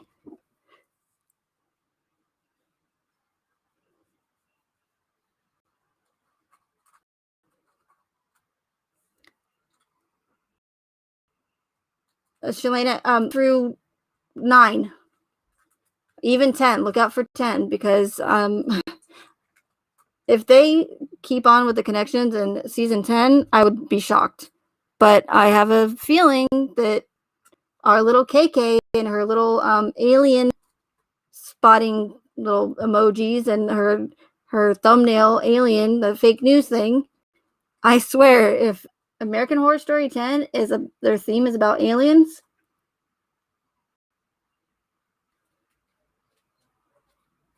I don't know what, but just keep an eye out for season 10 and theme. Now, you asked for it. Here's some more homework. In the other, just it doesn't have to. You don't have to go search for it. If you do follow true crime, then it pretty much wouldn't be homework. In these other high-profile homicide cases, and there's again a few that came out in the last year or so after the Watts case, and there's some now. With these high-profile murder cases that gain the widespread media attention, that get a lot of attention from mainstream media, and they're all pushing the same narrative, and they're just really forcing that narrative down your throats, keep an eye out for all the red flags that I talk about. Keep an eye out for symbolism. Keep an eye out for family members that do interviews on the day that they find out that their loved one was murdered. And look for tears. And if there's no tears, look for them wiping away tears that aren't there. Look for them looking up and, looking at the corner of their eye and looking down like they're reading off of a prompter or a cue card. Look for stuff like that. Look for, if you get a feeling that you're not getting an emotional reaction from these people giving interviews that are supposed to be sad that they just lost a loved one just that day or just a couple days before that. Hi, Kim. Then they're probably, not feeling it for a reason. Or look out for the 13s and your 33s and your 666 and your repetitive numbers. They don't even have to be 13 and 33.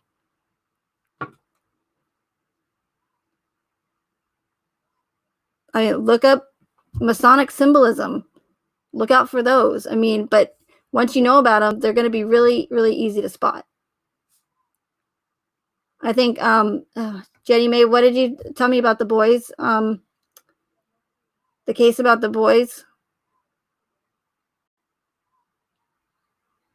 As I mentioned earlier, Jenny Mae has already spotted red flags about that case. Okay, Callie, thank you so much for coming. I really appreciate it. I appreciate you always being here when you can. So thank you. Look out for, because like with the Watts case, you have August 13th. Christopher Watts was 33. Betty's address numbers, which are the only address numbers on the house that they showed us on the body cam, those equal to 13.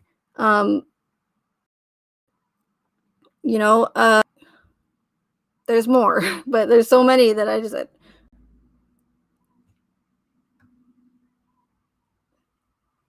Look out for duper's delight. Look out for, when someone who's supposed to be sad that they lost this loved one, look out for them laughing at inappropriate times, when they're supposed to be sad. Just red flags like that, like this stuff where you think that's weird. If you get a feeling like, look into it, because it probably is weird for a reason. Don't listen to what the mainstream media says, because they're there to feed you a narrative and one narrative only. They're not there to say, hey, allegedly this man killed his family. They're not there to say allegedly this or we believe. No, it's this, and you have to believe the narrative. Just block out. Obviously you can, read the narrative or look at it, but don't automatically believe it just because mainstream media or law enforcement told you that. Look out for name similarities, like all the Lees in the case, all the Nicoles in the case.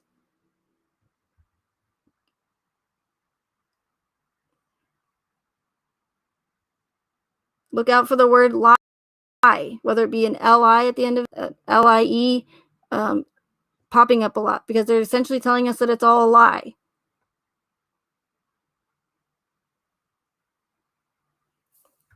Look out for color patterns. They like to use color patterns a lot. In the Watts case, it was orange. Purple is symbolizes lupus, but it's a occult color. But orange should be their go-to color right now.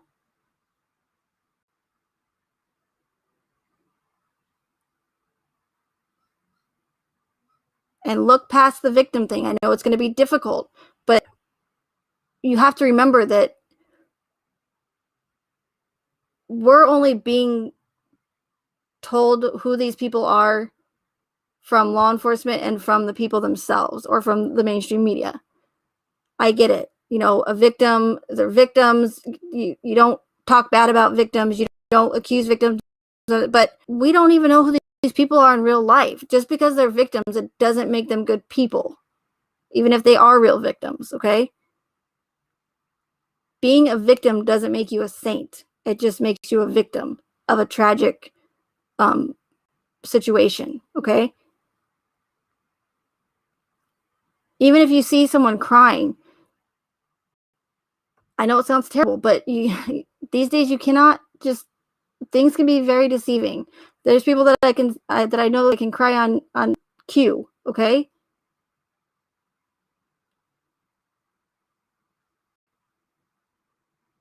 Look for inconsistencies. You're a big red flag if you see inconsistencies in the narrative. If some things don't add up, big red flag.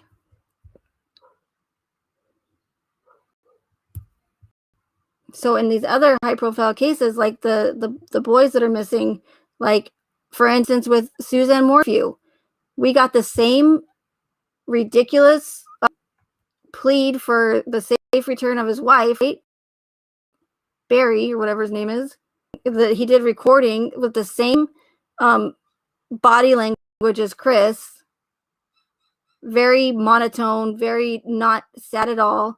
Many people will take that as being a narcissist or he's guilty. To me, I take it as he's just a shitty actor, okay? So here we have Barry, right, making this pre-recorded video, being for the safe return of his wife, stuff like that.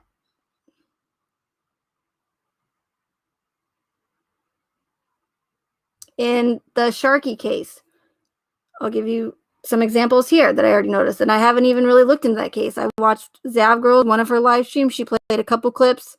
She played a clip of the mom. She played a clip of the sister giving an interview, and just some detailed information about the case. And I already started noticing stuff. Sharky's little sister was 13 years old. Her sister gave an interview. She was looking up. She was looking down. Not looking into the camera. She was wiping away tears that weren't there. Very forced. And I didn't get that emotion in my chest, or that feeling in my chest, like sadness for this woman, okay, or for this girl. And this girl who was supposed to just have lost her sister. And I mean, I know people, their death and tragedy affect people differently. Some people might not show emotion at all, but I mean, you're given an interview the day of. I mean, we're talking about Amanda Thayer gave the interview the day of they found out Shanann and the girls were dead. Cindy, Shanann's friend, gave an interview the day of. Tears for, you might get a little, glossiness in their eyes, but they're wiping away tears that aren't there. If that was my friend, and I just found out hours before that she had just been murdered by her husband, and her daughters had just been murdered by her husband, I would have been in a wreck. And I would not do the freaking interview in a park, with a public park with people around. Okay. And then Nick and Amanda Thayer are laughing at inappropriate moments. They shouldn't be laughing at all. Like if somebody walks by and makes a comment and they're like, ha ha. No, I'd be a wreck. Okay. I would be bawling my eyes out. I probably wouldn't even be able to speak But then they want me, the powers that be, to believe that these people had just found out that their friends are dead, murdered by their husband who's supposed to protect them, right? That says the narrative. And they suggested that they do their interview in a park the day of. Oh, and both wearing, Cindy and Amanda Thayer, both wearing Thrive patches for this interview. An interview that has to do with their deceased friend and her daughters. You're telling me cover up your stupid Thrive patch for an interview one time to talk about your dead friend and her daughters. Amanda's wasn't as obvious, but Cindy, oh boy, she had that black label strip right there on her hand or on her arm. Boom. Centered into the camera screen. Like, number one, that's just tacky with a black strip. Looks like you got electrical tape on your arm. Okay? It's like shit like that pisses me off. It's like, don't tell me that you're trying to tell me in this narrative that this woman and her 2 children just lost their lives just hours before, and her good friend Cindy, her fellow thriver, is barely even shedding a tear the day of, and she can't even have the decency to cover up her label patch.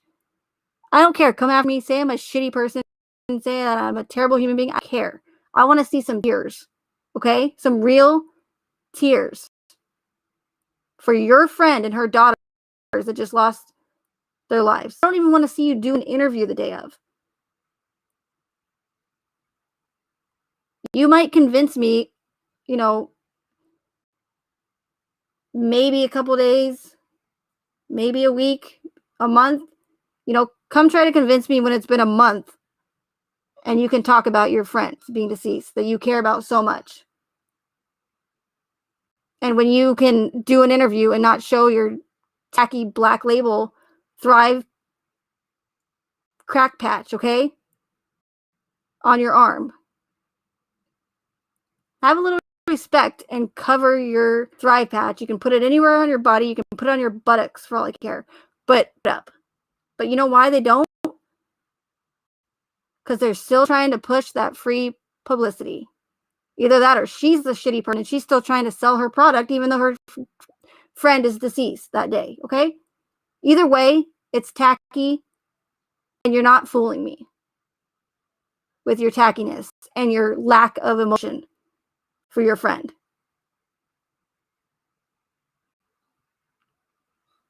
You might fool other people, but you're not fooling me, Cindy and Amanda and Nick.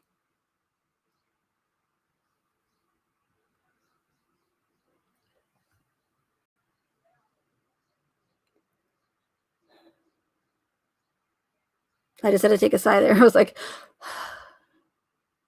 that was a rant. Sorry about that, guys. It happens sometimes. Sweet little innocent Megan, right? Not so much. No, but it's very, very frustrating. They think they're so clever, and for the most part they are, because people believe it. But again, you're not going to fool me. Like, I don't care how strong of a person you are. I don't care if you're not an emotional person. You're going to give an interview the day of, just hours after you found out, again, that your good friend Shanann and her daughters were just murdered by the one that was supposed to protect them. And you are able to do an interview and still function and talk, not like hyperventilate, or you don't even have to hyperventilate, but you don't have to be a body language expert to see that it's not natural. It's not a natural reaction.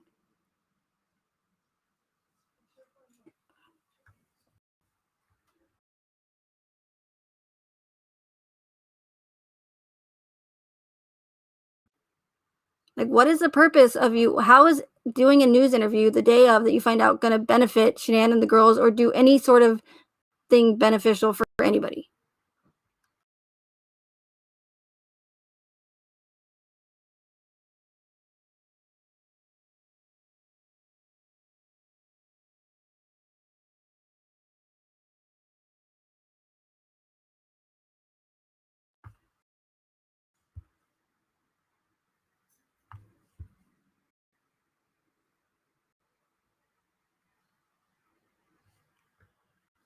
Yeah, and Pooper's Delight. Exactly. Pooper's Delight instead of Dupers. Same thing.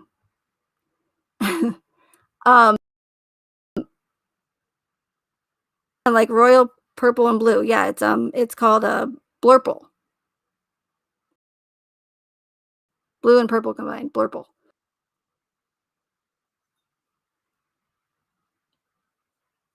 So I could go on and on and on with all, especially since I'm like on a roll here, but it's well over 2 hours. So I am going to end it, and I thank you everyone who takes the time, and I think that not all of them, but sometimes channel creators can sometimes forget that you guys are also taking time out of your day to listen to me, just like I'm taking time out of my day to do these live streams or to make videos. So I appreciate you guys doing that, because I know you can't get that time back. And time is I don't know what I'm saying. Time is fragile. Time is whatever. You get it, right? But yes, I do appreciate you guys taking your time to hear me out. Thank you so much. Thank you to my mods. I extremely appreciate it. So thank you. And I will see you guys next time. Okay, bye. All right, bye guys.